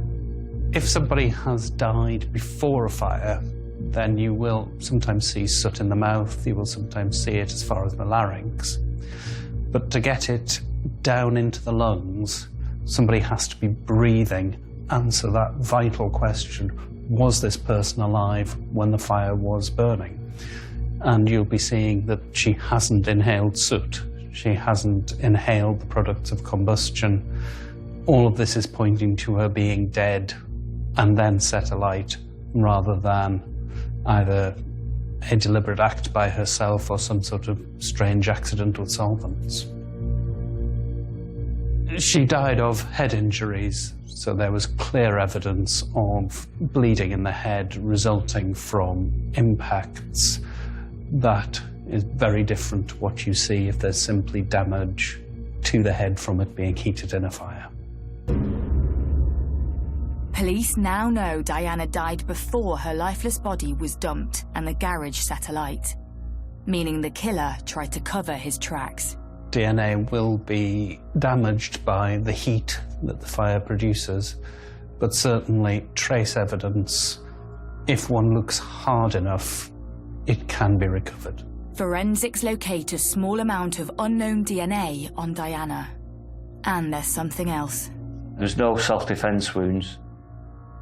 That information from the pathologist would clearly indicate generally that she knew the person was there with consent in the property, and that they weren't expecting that trauma to be caused to them. Detectives now believe Diana's killer was known to her, so need to delve into her private life and turn to the community for help. Community is key to any murder inquiry because they're the eyes and ears, and they probably hold evidence what they don't know at the time. I get the feeling, as you do in so many of these cases, that Diana was actually quite a vulnerable person. She was living alone. She was probably fairly happy, having come out of an abusive and violent relationship. She was building things up again. Maybe the situation has arose where she was probably too trusting of somebody. Friends express their concerns that perhaps all was not as it seemed in Diana's life. I should imagine she was easily taken advantage of in a financial way because she was quite a wealthy lady. A few times when I saw her passing, she seemed like very troubled, as though she wasn't her usual self, and she was obviously hiding something that she was really concerned about, but she never really told me the full extent of it, and that was a bit of a worry for me, you know, what was going on with her. But I think most people would have realised something was not quite right, but because she was a private person, she didn't really explain to me exactly what was going on. And I just said to her, if you ever have any problems, you must report things if there's something you need to report. But she wouldn't tell me anything in detail or anything. With those close to Diana unable to shed light on her private life, the investigation intensifies, and police expand their search, trawling through local businesses and residential CCTV on the night Diana was last seen alive. CCTV is huge on any major incident and murder inquiry, whether it's from the local council's CCTV, the police ANPR cameras, and then people's own CCTV from shops, businesses and private CCTV. A lot of the houses in this area will have their own CCTV. And if you get a fleeting glance of a vehicle or a person, that is key to an inquiry to identify people who have been at the scene. So for the police officers investigating this case, they had a bit of a break when they found the CCTV footage on King Street of Diana leaving the restaurant, but at the same time they were left slightly puzzled by her movements, which were caught on an ANPR camera, which saw her headed away from her home address in Cranage and towards the Altrincham area of Greater Manchester. What the police couldn't account for is about 45 minutes in between her leaving her friends and arriving home. So that gap in time was something that the police really needed to find out. Where was she going? Who was she seeing? Who was she meeting? That 45 minutes for the police would have been absolutely crucial because nobody could explain where she'd gone. So there was something in Diana's life that the police didn't know about. With this latest piece of information, police looked closely at Diana's phone records and noticed something suspicious. So as the officers trawled through Diana's phone records, they found a number that she'd been communicating with on a regular occurrence, but had stopped doing so in January of that year. Is another suspect in their sights? That number belonged to a David Ryan, who lived in Hale in Greater Manchester. It's been several weeks since local Diana Lee was found murdered in her home in Cranage. Police have questioned and released 2 men known to Diana, and 13 days after her body was discovered, police release an e-fit. The police issued an e-fit of someone who they wanted to speak to. That individual was a person who was with the Corsa, which was seen trying to set fire to it and then made off on a push bike. It's really important that people try and recall what they were doing that day at that time, because they may have seen that offender leaving the scene. With officers waiting for tip-offs from members of the public following the release of the e-fit, And having eliminated 2 suspects that are known to Diana, detectives have also been trawling through Diana's phone and have traced a mysterious phone number. Could this be a 3rd suspect? And who is this David Ryan? And how is he connected to Diana? So as part of the police investigation, the officers went to David Ryan's house in Hale in Greater Manchester. They asked him how he knew Diana. He said in 2010 he had met her at a dancing club in nearby Bowden. He said that he had not met her since, and that was the only occasion when he had seen her. He gives an account that he knew the lady, not well, but he knew her. He met her about 2 years ago at a local dance club, and that was it really, nothing intimate, that he just knew her as a fleeting acquaintance, and that's all he gave to the police. At this point, officers took a DNA swab of his mouth just to eliminate him from their inquiries.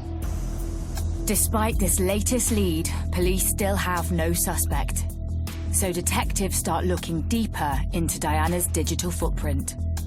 One of the things they looked at was her financial transactions, and it was noted there were large sums of money missing or that couldn't be traced. And officers at Cheshire Police found a substantial amount of money that had been withdrawn by Diana, I think circa £60,000, whereby they had no idea where that money had gone. Straight away that gave them the lead in terms of trying to find out who that money had gone to. The large withdrawals ring alarm bells for detectives, and there is no sign of where or who the money was transferred to. But with the investigation intensifying, suddenly police make an announcement. A 47-year-old man has been arrested in connection with the murder of a Cranage businesswoman. As the inquiry progressed on the 2nd of September, the police announced to the media that they've arrested a suspect for the murder of Diane Lee.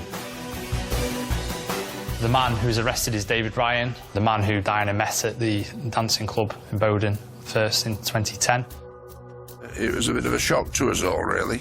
It had only been 24 hours since David told detectives he had met Diana once. So how had he ended up in police custody? The day after Mr. Ryan had been spoken to by the police and given his DNA sample, he called the police and said that he had further information, that he did know the victim, that he'd met the victim the night before the murder, and he'd had consensual sex in her car with him. So Mr. Ryan said that he was in a relationship with this lady. He'd been for some time. He'd done work at the house. He had a conservatory window glazing company that he'd done a lot of work at the house. But why would David change his alibi? There are lots of reasons why somebody would keep a relationship secret. Now, one of the reasons is that that person is in a marriage. Things need to be kept quiet. Clearly his mind had been worrying about the DNA, that they'd taken the DNA sample and that he would be linked to the victims. So what he's done is he's tried to say that we would find his DNA once it had been examined, that he'd had sex with the day before, that he knew her and he had sex with her in the car. But it doesn't automatically say that he's murdered her, but his DNA would be found on her. Detectives acknowledge David's concern that his DNA would most likely be picked up on Diana from the night before. But they still need to rule him out as a suspect. So the police will be doing a lot of work around this new suspect whilst he's in custody, of his background. The background showed that he was a failed businessman. He spent lots of money.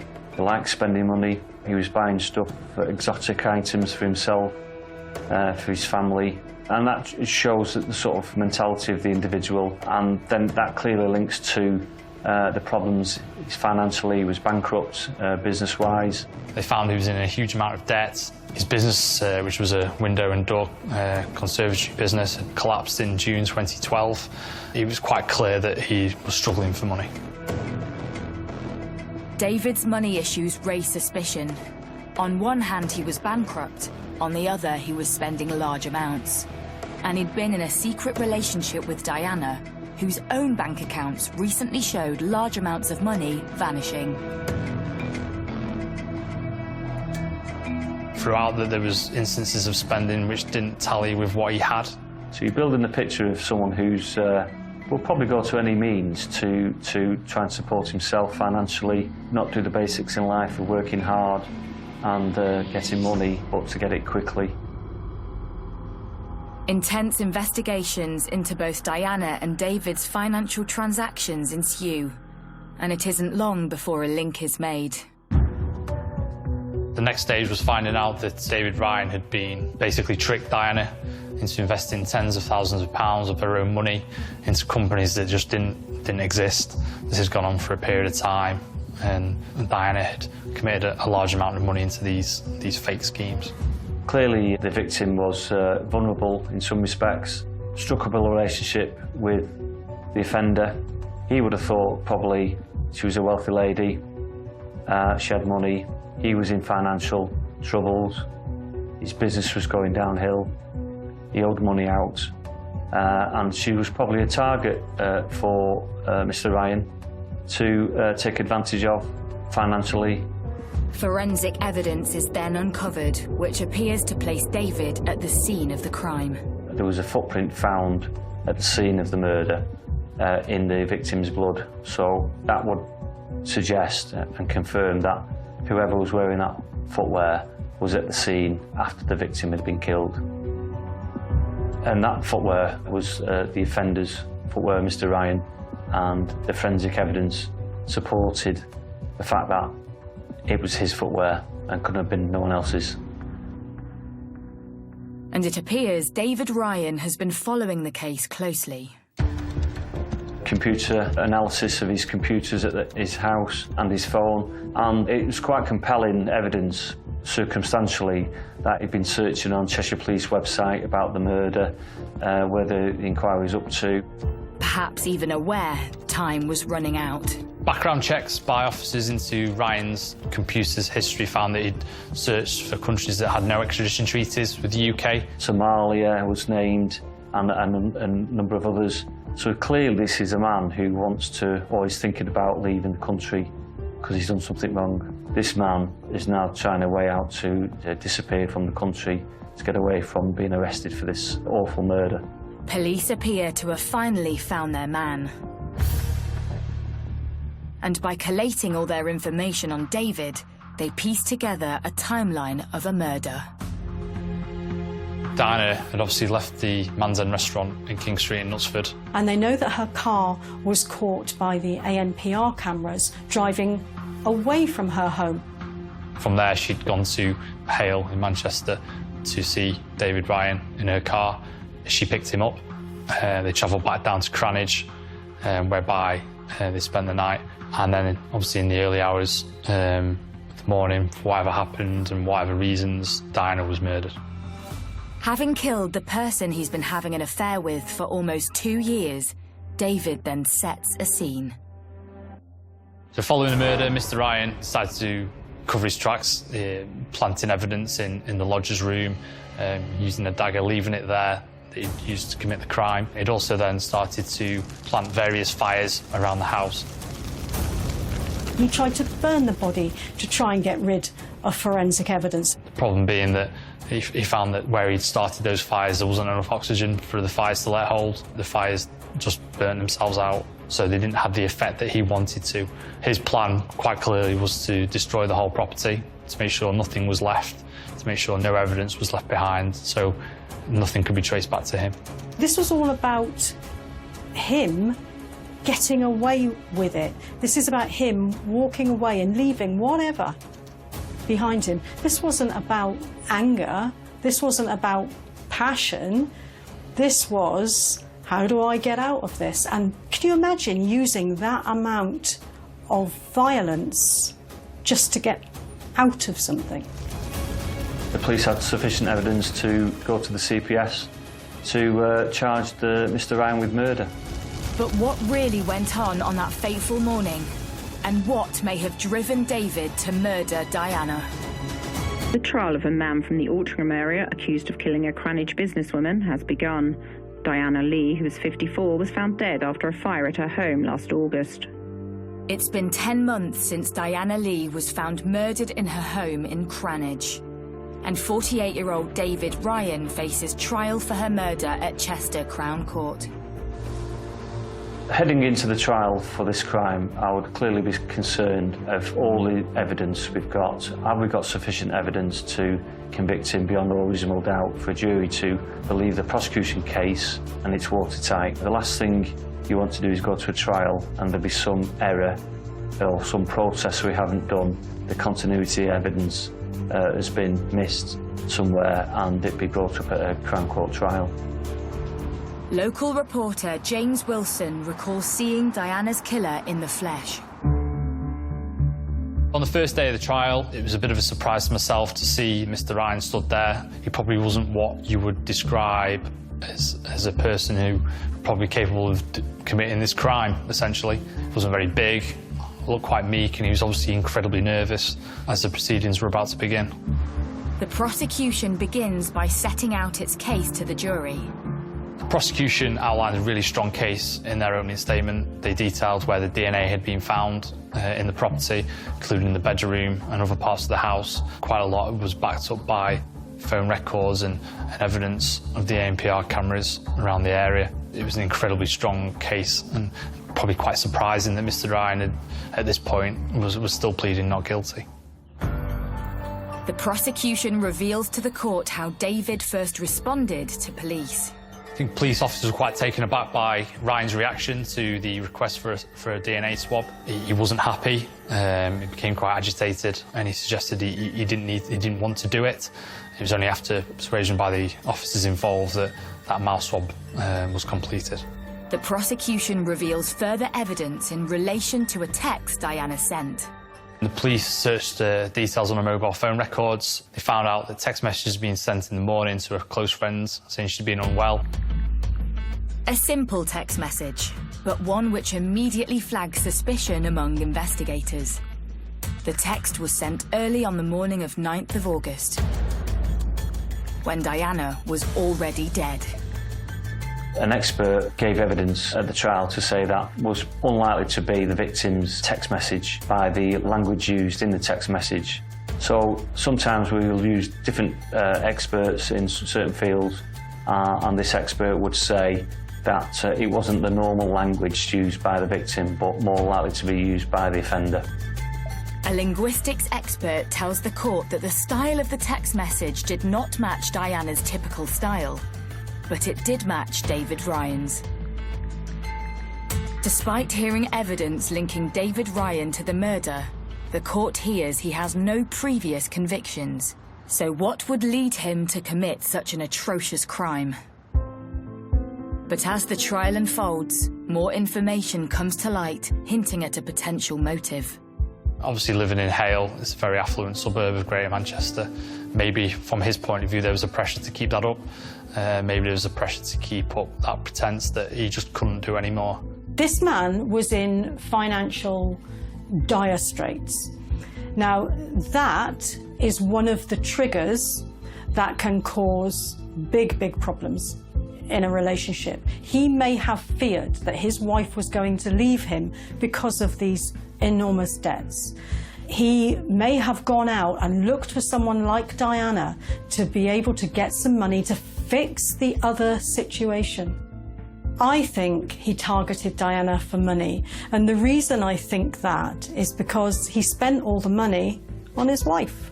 He spent all the money on IVF treatments, on holidays, on things for his other family. He did not get invested in his relationship with Diana. So, no, I don't think he was in love with her. He'd already taken a substantial amount of money from Diana on the premise of investing in things that just didn't exist. But as it transpired, the deeper he got in, that was actually becoming a bigger threat to the other situation than perhaps even the finances were in the beginning. Somewhere along the line, this man is living a lie. He's married, he's got a child, he's been in another relationship with someone secretly, and unfortunately all these things come to an end somewhere along the line.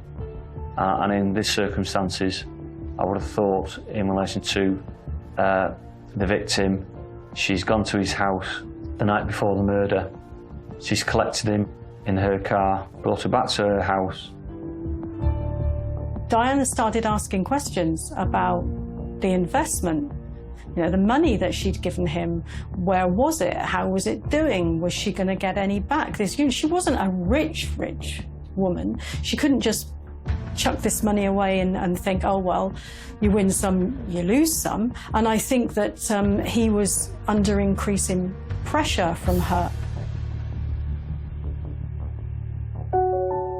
She was going to possibly tell someone, tell their wife, or go to the police to say, he's targeted me.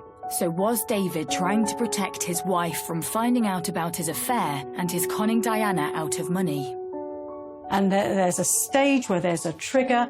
He was more worried about his wife finding out and her maybe leaving him.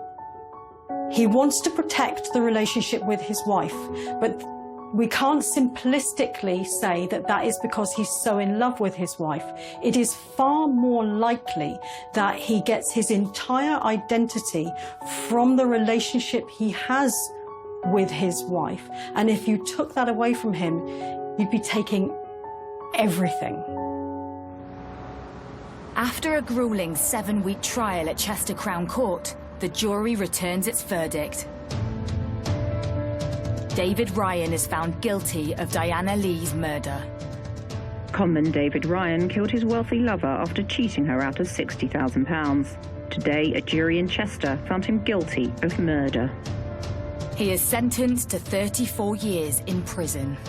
There were shouts from the gallery from people connected to Diana who were obviously incredibly emotional at that time, hearing what they wanted to hear.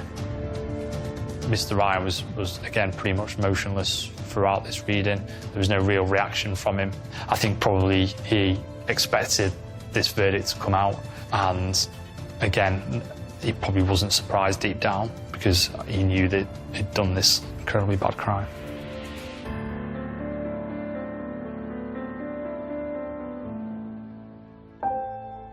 I think the most awful thing about this case is how dispensable Diana was to him. We all know she's a really, really lovely person. There's the lodger, who he doesn't know very well, but he's quite happy for both of those people to take the fall to protect his life. He has no empathy with their suffering or what's going to happen to them.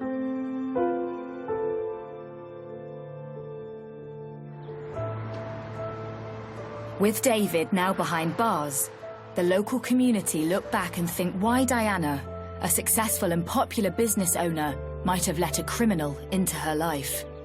Diana didn't behave strangely when she gave the money to Ryan. She behaved in a way that any of us would have behaved in similar circumstances with the same information. She didn't hand over money to a person who she thought was dodgy or that she didn't like. She was taken in by him. She may have been lonely. She cared about him. She trusted him. We give money to people we trust. She wasn't a stupid woman. In hindsight, or from where we're sitting, we can say, I would never have done that. Well, I guarantee you, if you felt the way that she did, you might well have done. It's just worrying, really, what can happen to you. And obviously happened to Diana, which is such a shame, because she was such a lovely lady. Still in everybody's minds, still can't believe what's happened. It's just a tragedy. For the residents of Cranage, she will never be forgotten.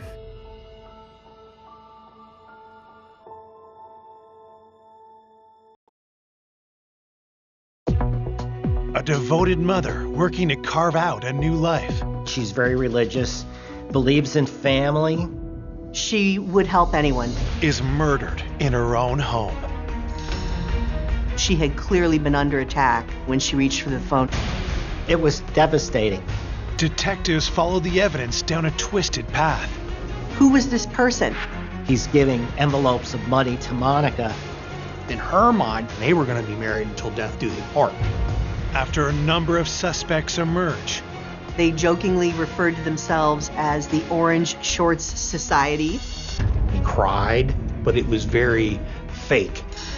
Monica told me if anything ever happens to me, that he was responsible. The killer is someone no one could have predicted. The whole thing was just surreal. And I'm like, oh my God, you almost got away with it.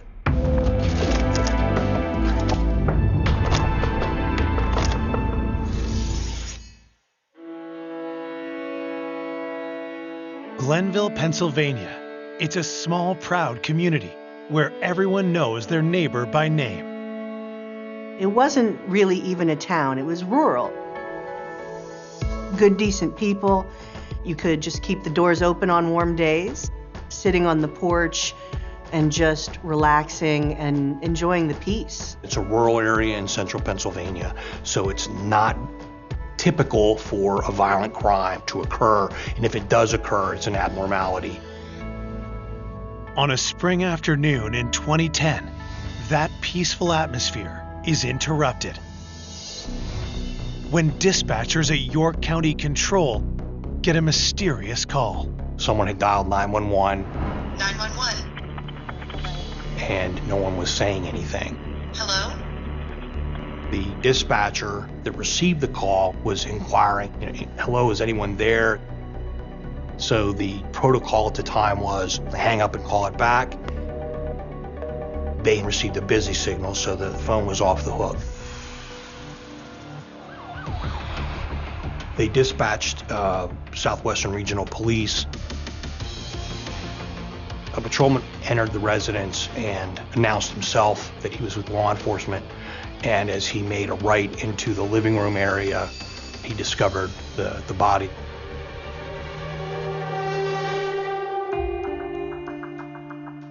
There was a lot of blood around her head, as well as on the floor. A forensics team arrives within minutes, with 2 homicide detectives following close behind.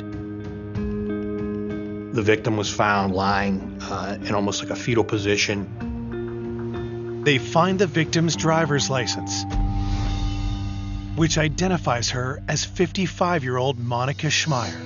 Closer inspection of the body reveals she met a violent end. She had clearly been under attack when she reached for the phone to try to call for help. There was a telephone with the receiver off just above her body, lying there, and there was some blood on the 9 and the 1 of the telephone. Very close to Monica's body, detectives find an important piece of evidence. We located a small shell casing that was lying on the ground. We searched for a firearm or ammunition, a holster, anything that would lead us to believe that there would have been a gun in the house. There was none located. The forensics team pores over the crime scene, hoping to turn up something that can help them understand the crime. We did fingerprinting, we did photography, we searched around the house. There was nothing there to lead us to believe that it was a home invasion, and it was very mysterious to us as far as, what happened here. Another detail suggests Monica wasn't the victim of a robbery gone wrong.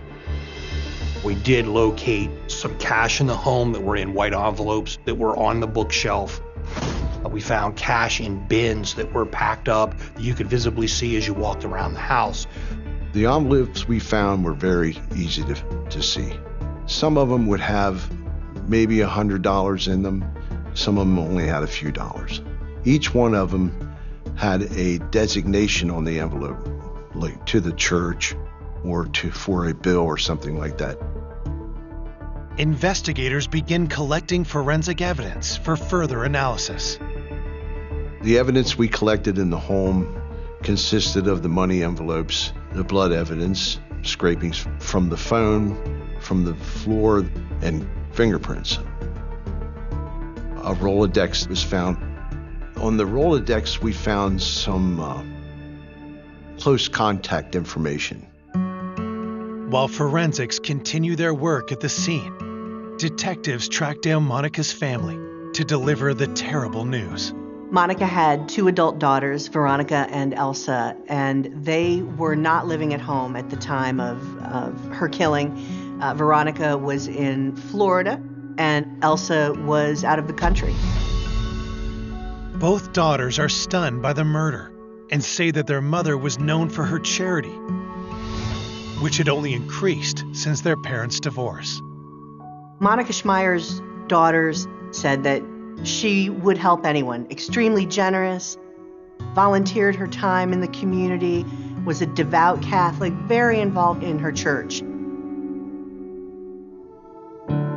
Monica's brother, Eric, is no less shocked when police inform him of his sister's murder. It was April 1st, which is April Fool's Day. You know, I'm thinking is this a prank? You know, what, my sister's been killed? It was devastating. Monica was not only my sister, she was my next door neighbor. Detectives ask Eric to tell them more about his sister, in the hope that something from her past will point them toward her killer. We were raised in a Catholic family in northern New Jersey. We had a simple, frugal life, 5 siblings. I was the eldest and she was the 4th. She was the smartest out of all 5 of us. Monica was very studious and very determined. Even when she was a little kid, she was a bookworm. She aced everything through college, grammar school, high school. Monica studied like crazy and went to medical school. She was going to do her internship. She was starting it in New York City. As Monica was chasing her dreams, her life took an unexpected turn.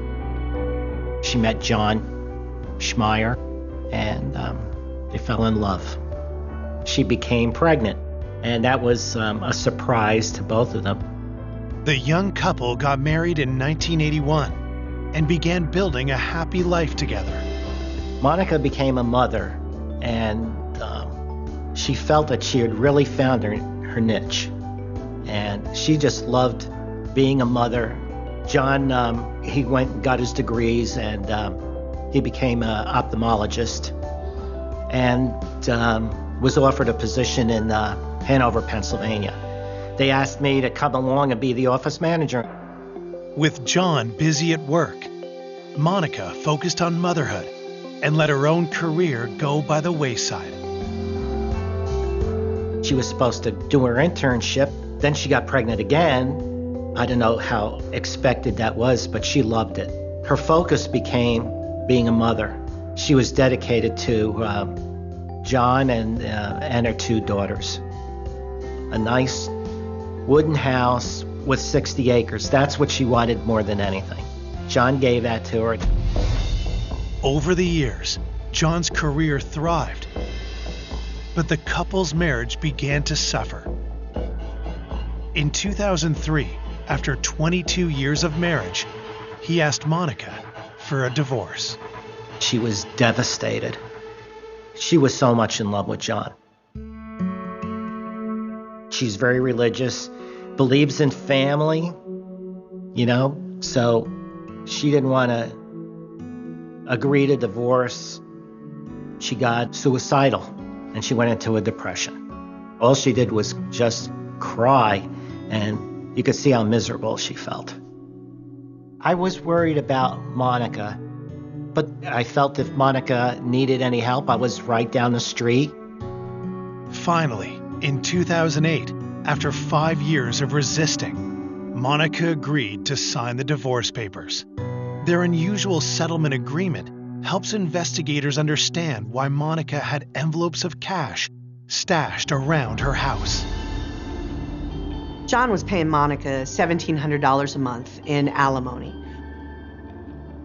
He had also given her the family home and much of their savings because it was him who wanted that divorce, not her. There was alimony being paid, but he did so in cash, which was weird because Monica didn't have a bank account. Monica Schmeier did not like to use banks, didn't trust them, preferred to keep the cash in her home. But with Monica having no other source of income, John grew wary of the arrangement. John was pissed off that he had to pay her in cash. He was upset that he had to pay her bills for her. He paid for everything. Could John's resentment have grown so great he wanted Monica dead? When detectives ask Eric, his answer is shocking. Monica told me if anything ever happens to me, John is responsible because she was scared that John would do something to hurt her. Coming up, does a grieving spouse have something to hide?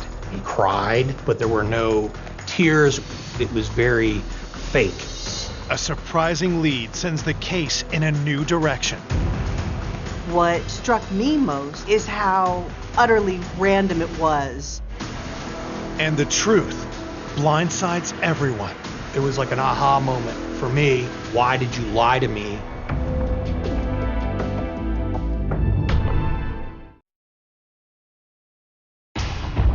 York County Police investigating the horrific murder of Monica Schmeier have reason to be suspicious of Monica's ex-husband, John. We had information from Eric, Monica's brother, that Monica had stated that if anything ever happened to her, that John would be responsible for that. Investigators quickly head over to John's house. When they tell him about Monica's murder, they're surprised by his behavior. John reacted in a way that was very awkward and very unusual, something that in my years I'd never seen. Oh my God, he put his hand across his chest. Maybe some of it was a little fake. Maybe the clutching of the heart was a little fake. He began to cry, would probably be a stretch. There were no tears.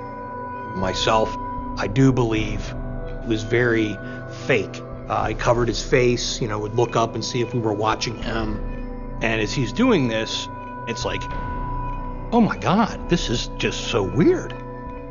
And it's like, is he involved? Detectives asked John to come down to the precinct to talk. He explained to me about this weird and unusual arrangement that he had with Monica. The envelopes that we found in the home would be labeled like electric bill, water bill, mortgage, whatever, but they were used to give back to John so that John could then pay her bills. So we're looking at this from the outside, wondering what the hell's going on, that he's paying her in cash. She is now taking cash, putting it in envelopes, giving it back to John. John's then writing a check to pay her electric bill. So it was fueling that frustration and animosity in John's perspective. He's still doing everything for Monica, even though they're not married anymore. Because being a devout Catholic, Monica didn't care they were divorced. In her mind, they were still married, and they were going to be married until death do they part. John admits that the situation bothered him, but he says he'd never resort to murder. He agreed. It's very frustrating. It was very much a pain for him to do all this stuff, but he couldn't get rid of her, is for lack of a better phrase. Anxious to prove his innocence, John provides police with an alibi. He was able to provide us with a detailed explanation as to what he had done that day, where he was, and who he was with. John tells the detectives he was meeting with an acquaintance named Sarah Powell before the two of them joined up with a larger group at a local restaurant. And I asked him if he has information that can verify his alibi, and he was able to provide me with a cell phone number for Sarah Powell. We wrapped up the interviews. We advised John Schmeier to stay away from the home. We may need to go back there at some point in time just to stay out of it. We had a secure scene. The next day, detectives speak with Sarah Powell to confirm John's alibi. She revealed to me that yes, I was with John Schmeier yesterday. She had been with him for lunch at a restaurant where they were discussing online trading, that John experimented with that, and he enjoyed doing it, and she was looking to get involved in it to try to make some extra money. Sarah and her fiance knew John Schmeier from a group that met frequently at a local restaurant. John had started meeting with a group of people at Hooters restaurant. Sometimes a few times a month. They jokingly referred to themselves as the Orange Shorts Society, or OSS. It was a place where they would go and just hang out and, drink beer and eat wings. After their meeting, John and Sarah had met up with the larger OSS group. When I asked her who all was there, she was able to provide information that matched John's as far as who all was present that day.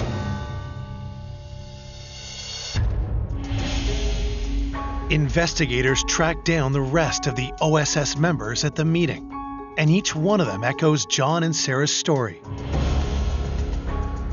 But they also share something else about John's relationship with Monica.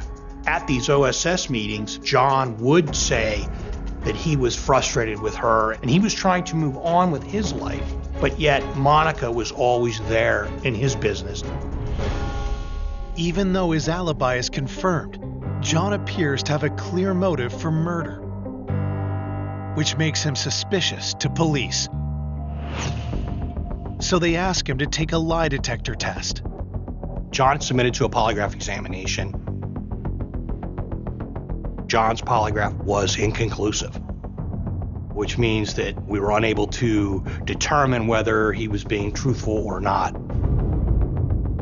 The test results have police mulling over a new theory. Well, if John has an alibi, well, then maybe there's something else going on here that we need to look into. Theoretically, what if he paid somebody to kill her? We started really looking at John as far as, a murder for hire, that theory. There was money involved, and certainly divorces can be acrimonious. He certainly was somebody they continued to look at. Detective suspicions about John are stoked yet again when they get a troubling call from Monica's brother, Eric. I told them that John comes to the door at about 5, 6 o'clock in the morning. And then John went into explaining that he went to Monica's house. John was not supposed to go to the house. He was told not to go there. He went there anyway. Now that set a bell off for us. What the hell's going on here?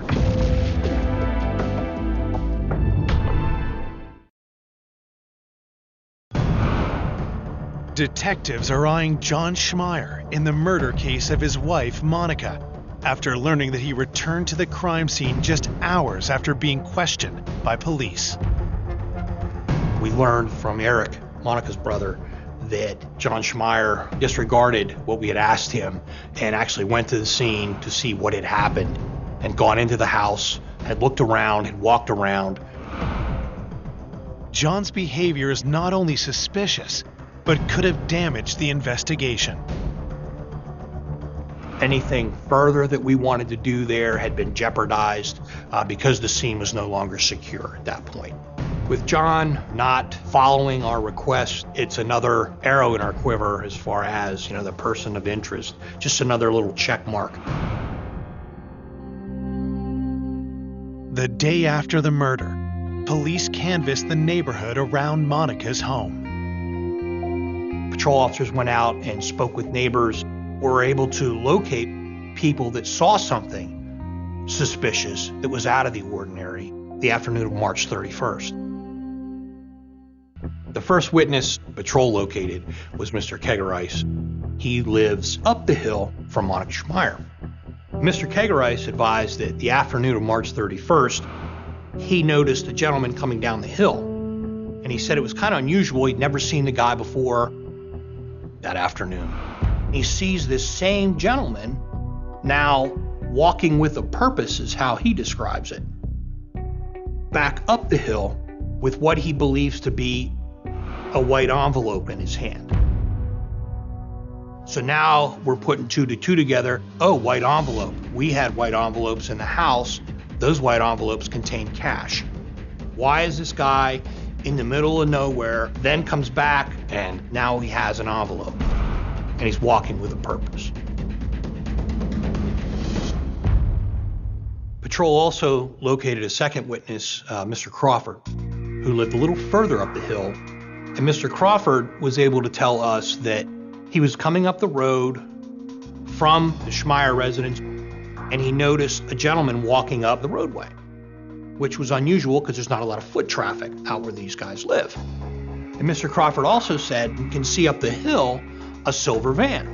And he describes it as a work van. It's not a soccer mom van. It's just your regular panel work van. Patrol was able to locate some tire tracks in the grass where that van, you could see where it did like a 3-point turn, turned around and went back up the hill. So now we have a direction of travel. Investigators conclude the van headed towards a village called Jefferson. In Jefferson, there's a bank. Now that bank has a camera that's facing out. So what we figured was, well, we'll get a search warrant, we'll grab the bank video as well as an ATM for March 31st. If the suspect had made a left, he goes towards Jefferson. If he makes a right, he goes to Maryland. We have a 50-50 shot, whether or not we got this van. Investigators keep their fingers crossed as they comb through the poor quality video. And I looked through all this video looking for silver vans, and I was able to find numerous silver vans that were coming through and going back on that day. We were looking for a needle in a haystack. We had a van. We now had, a possible suspect. We had the white envelopes. We had, all this information, but yet we still were getting nowhere. 3 days after the murder, investigators get the autopsy report, which they hope can help shed some light on the circumstances of Monica's death. Miss Schmeier had been murdered with a single gunshot wound to the head, right above her eye. What also was found was she had a lot of trauma to the right side of her face and her cheek and lips area, indicating that there had been a struggle. I told them that Monica would fight. Monica had no fear. She had no fear of death. Monica did not care. She would go after the guy and scratched him. When I told the police that, they checked for DNA under their fingernails.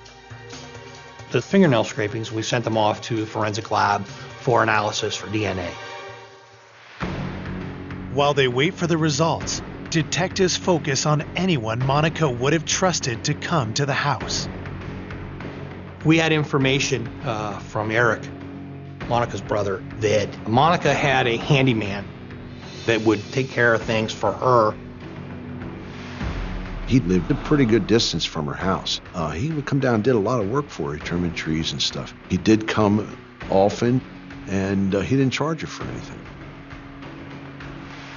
That did seem suspicious to us at the time, and we kind of thought there might have been a relationship there.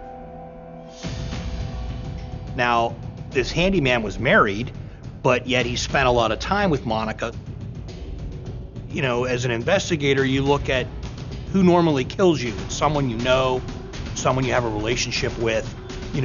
There's a thin line between love and hate, and that's where, our suspicions were, okay, well then maybe there's something else going on here that we need to look into.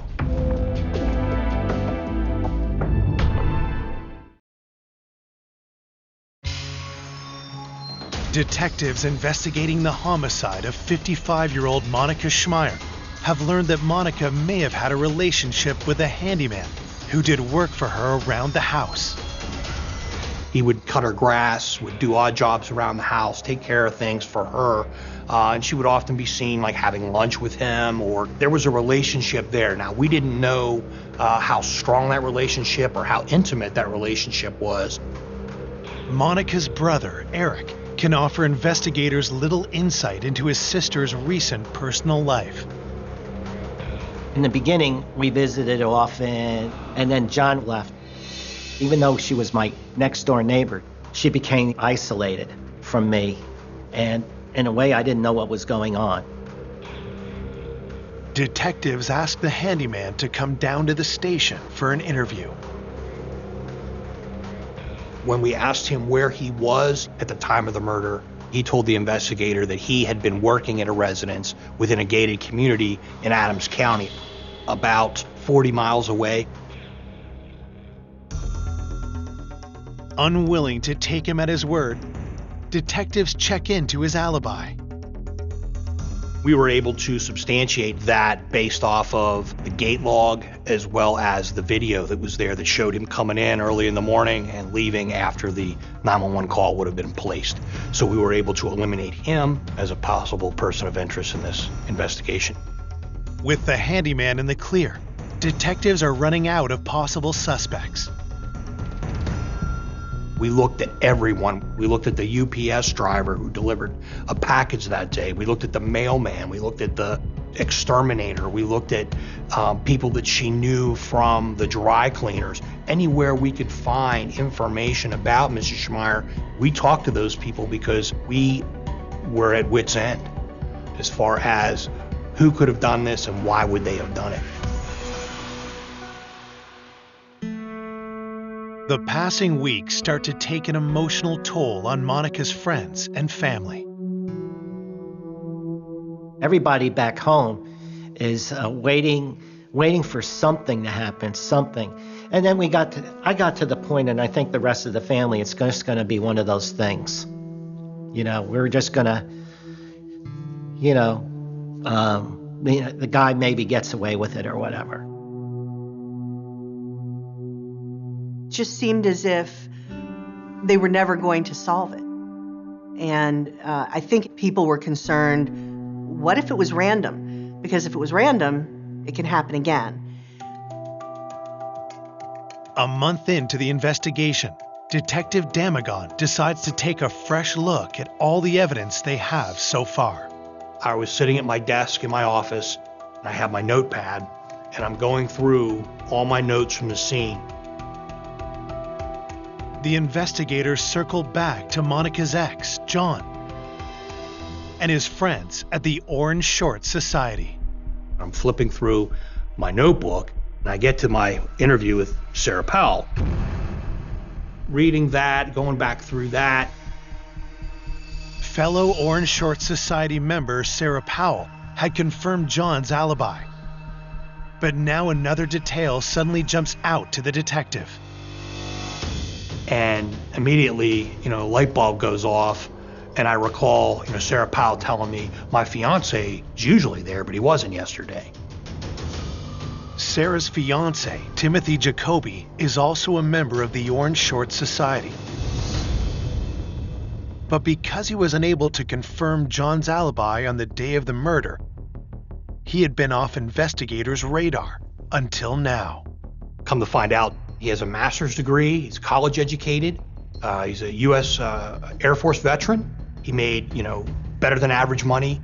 But when police search Timothy's name in their database, they make an alarming discovery. He had a prior arrest for a robbery of a jewelry store involving a firearm. Scooped up, I think it was close to $48,000 worth of jewelry. Turned around and ran out and dropped all the loot as he was running. They still caught him. He served prison time for that.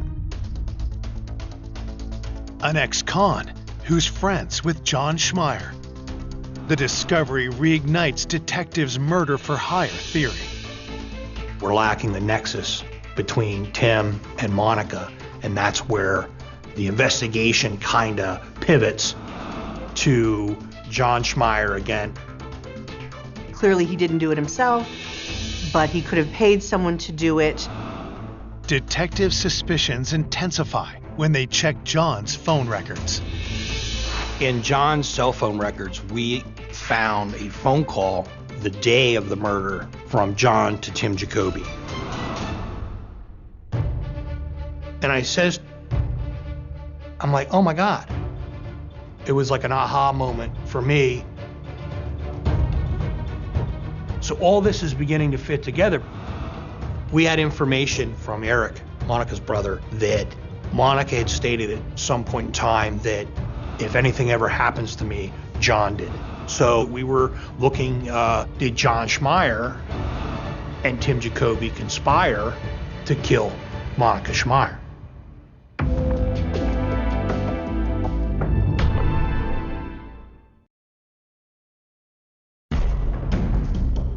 When police discover that John Schmeier's friend, Timothy Jacoby, is a convicted felon, they wonder if Schmeier may have commissioned him to murder his wife, Monica. I run him for firearms, and what does he own? A Kel-Tec 32 automatic, which is one of the manufacturers we're looking for. So again, another flag goes up. Now we got to tie him to a van.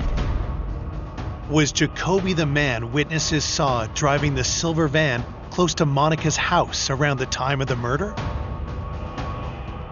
But the problem we're seeing now is he doesn't own a van. We then identified where he worked, and he has access to a silver work van that they sign out on a calendar. You just go in and you check the calendar. If it's available, you put your initials in there, and on Tuesday you get the van.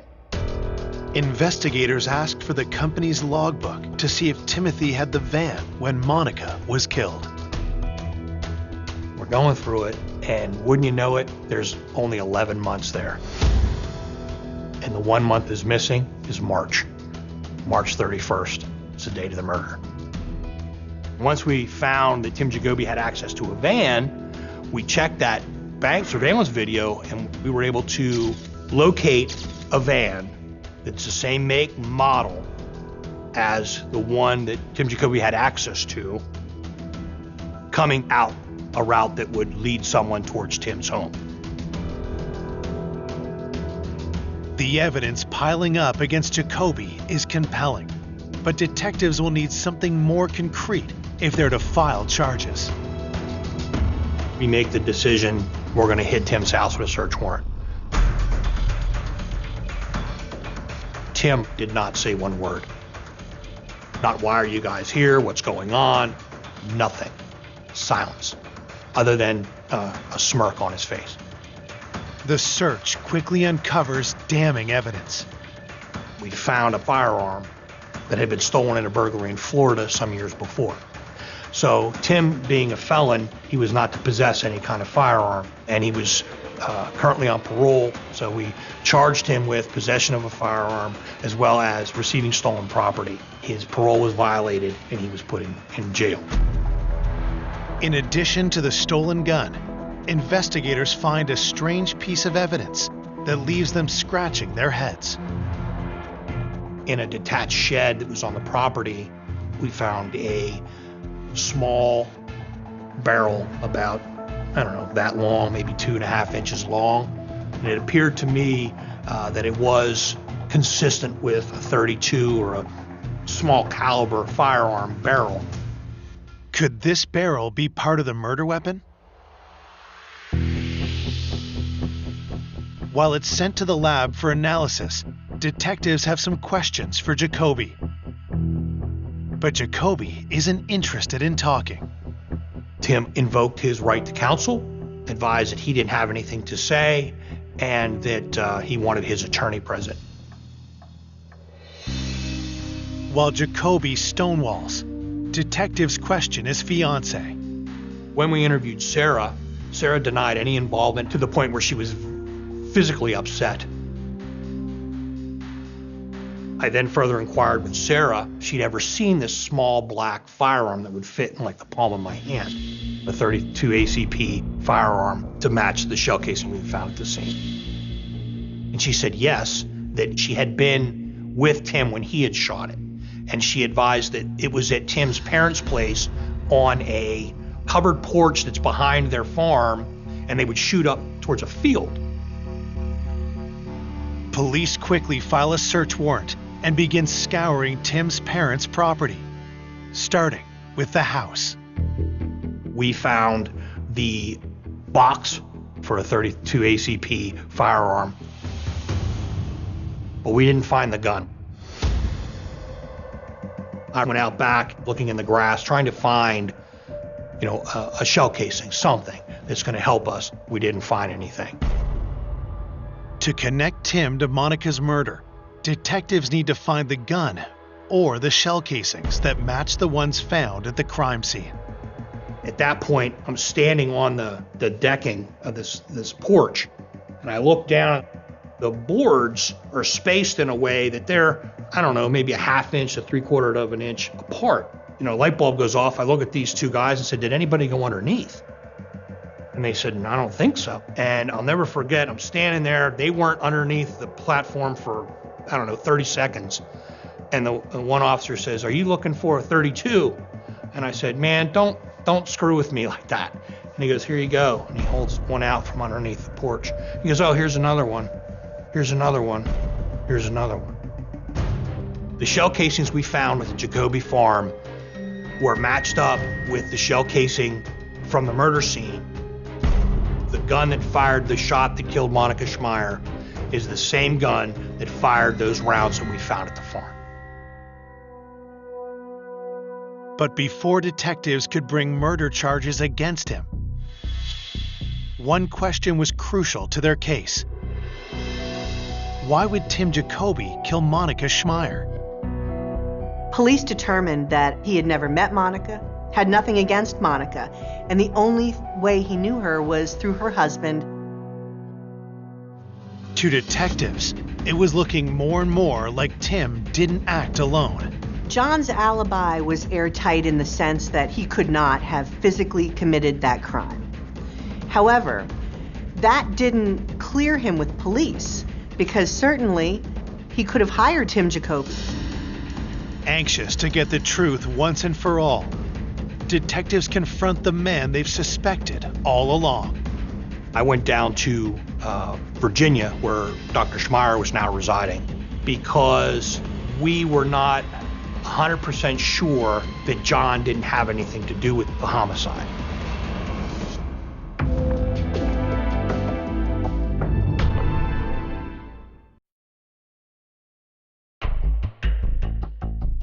Police have strong evidence implicating Tim Jacoby in the murder of Monica Schmeier. But they suspect that Monica's ex-husband, John, may have ordered the hit. We've identified Tim Jacoby as a suspect, but now we need a motive. Well, how does Tim Jacoby know Monica Schmeier? Because he doesn't know her, but he knows John. Did John Schmeier and Tim Jacoby conspire to kill Monica Schmeier? John and Tim would socialize together. According to John, that's where Tim learned about Monica and the envelopes of money. When we questioned him further, he said Tim knew that Monica would have cash at the house because that's what John told everyone. He knew that Monica lived by herself because that's what John told everyone. Tim Jacoby took that information and he devised in his mind the perfect crime. It's a plausible motive. Still, to test the theory that John may have paid Tim to carry out the murder, detectives searched the financial records of both men. We're trying to find any kind of financial connection between John and Tim. We left no stone unturned. We were finding nothing. Yet detectives know that John had placed a call to Jacoby on the day of the murder. When we inquired with John about why this phone call had been made, he related that, he had called Tim to let him know that he was meeting with Sarah because he didn't want Tim to think there was some kind of relationship between them or that John was trying to formulate a relationship with Sarah. Without any evidence to implicate John in his wife's murder, detectives finally clear him as a suspect. I believe that John, as quirky as he may be, had nothing to do with the homicide of Monica Schmeier. No one other than Tim Jacoby committed this crime. On October 9th, 2012, Timothy Jacoby is charged with first-degree murder. someone she had never met that John knew. The whole thing was just surreal. 2 years later, the case goes to trial, and prosecutors lay out how they believe Monica's murder unfolded.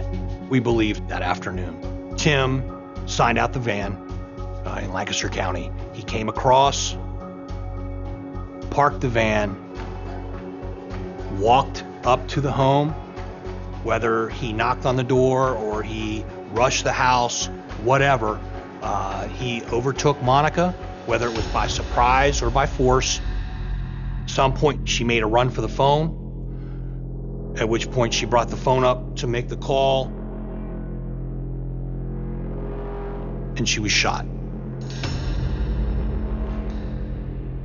Worried police are on their way, Jacoby panics. Tim, in haste, grabs what he sees on the counter, walking with a purpose, with an envelope in his hand, and leaves.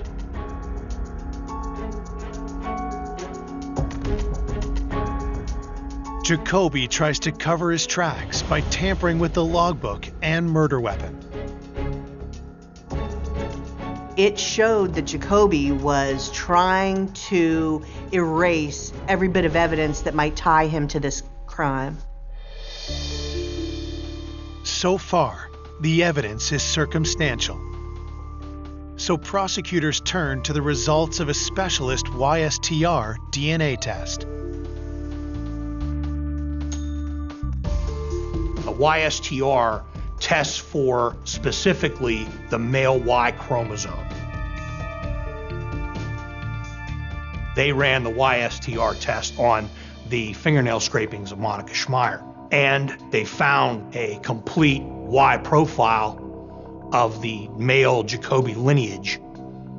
We eliminated his brothers and his father as having anything to do with it based off of alibis, other circumstantial evidence. On October 8th, 2014, the jury finds Jacoby guilty of first-degree murder, burglary, tampering with physical evidence, and robbery. Ultimately, Tim was sentenced to death. That's justice in my eyes. Maybe there was a sense of relief and closure with the family, but for me, that pales in the fact that my sister's dead. I want people to remember Monica as a dedicated Catholic, someone who was dedicated to her family. I don't know anybody that was more dedicated to her family and to God. She was unbelievable.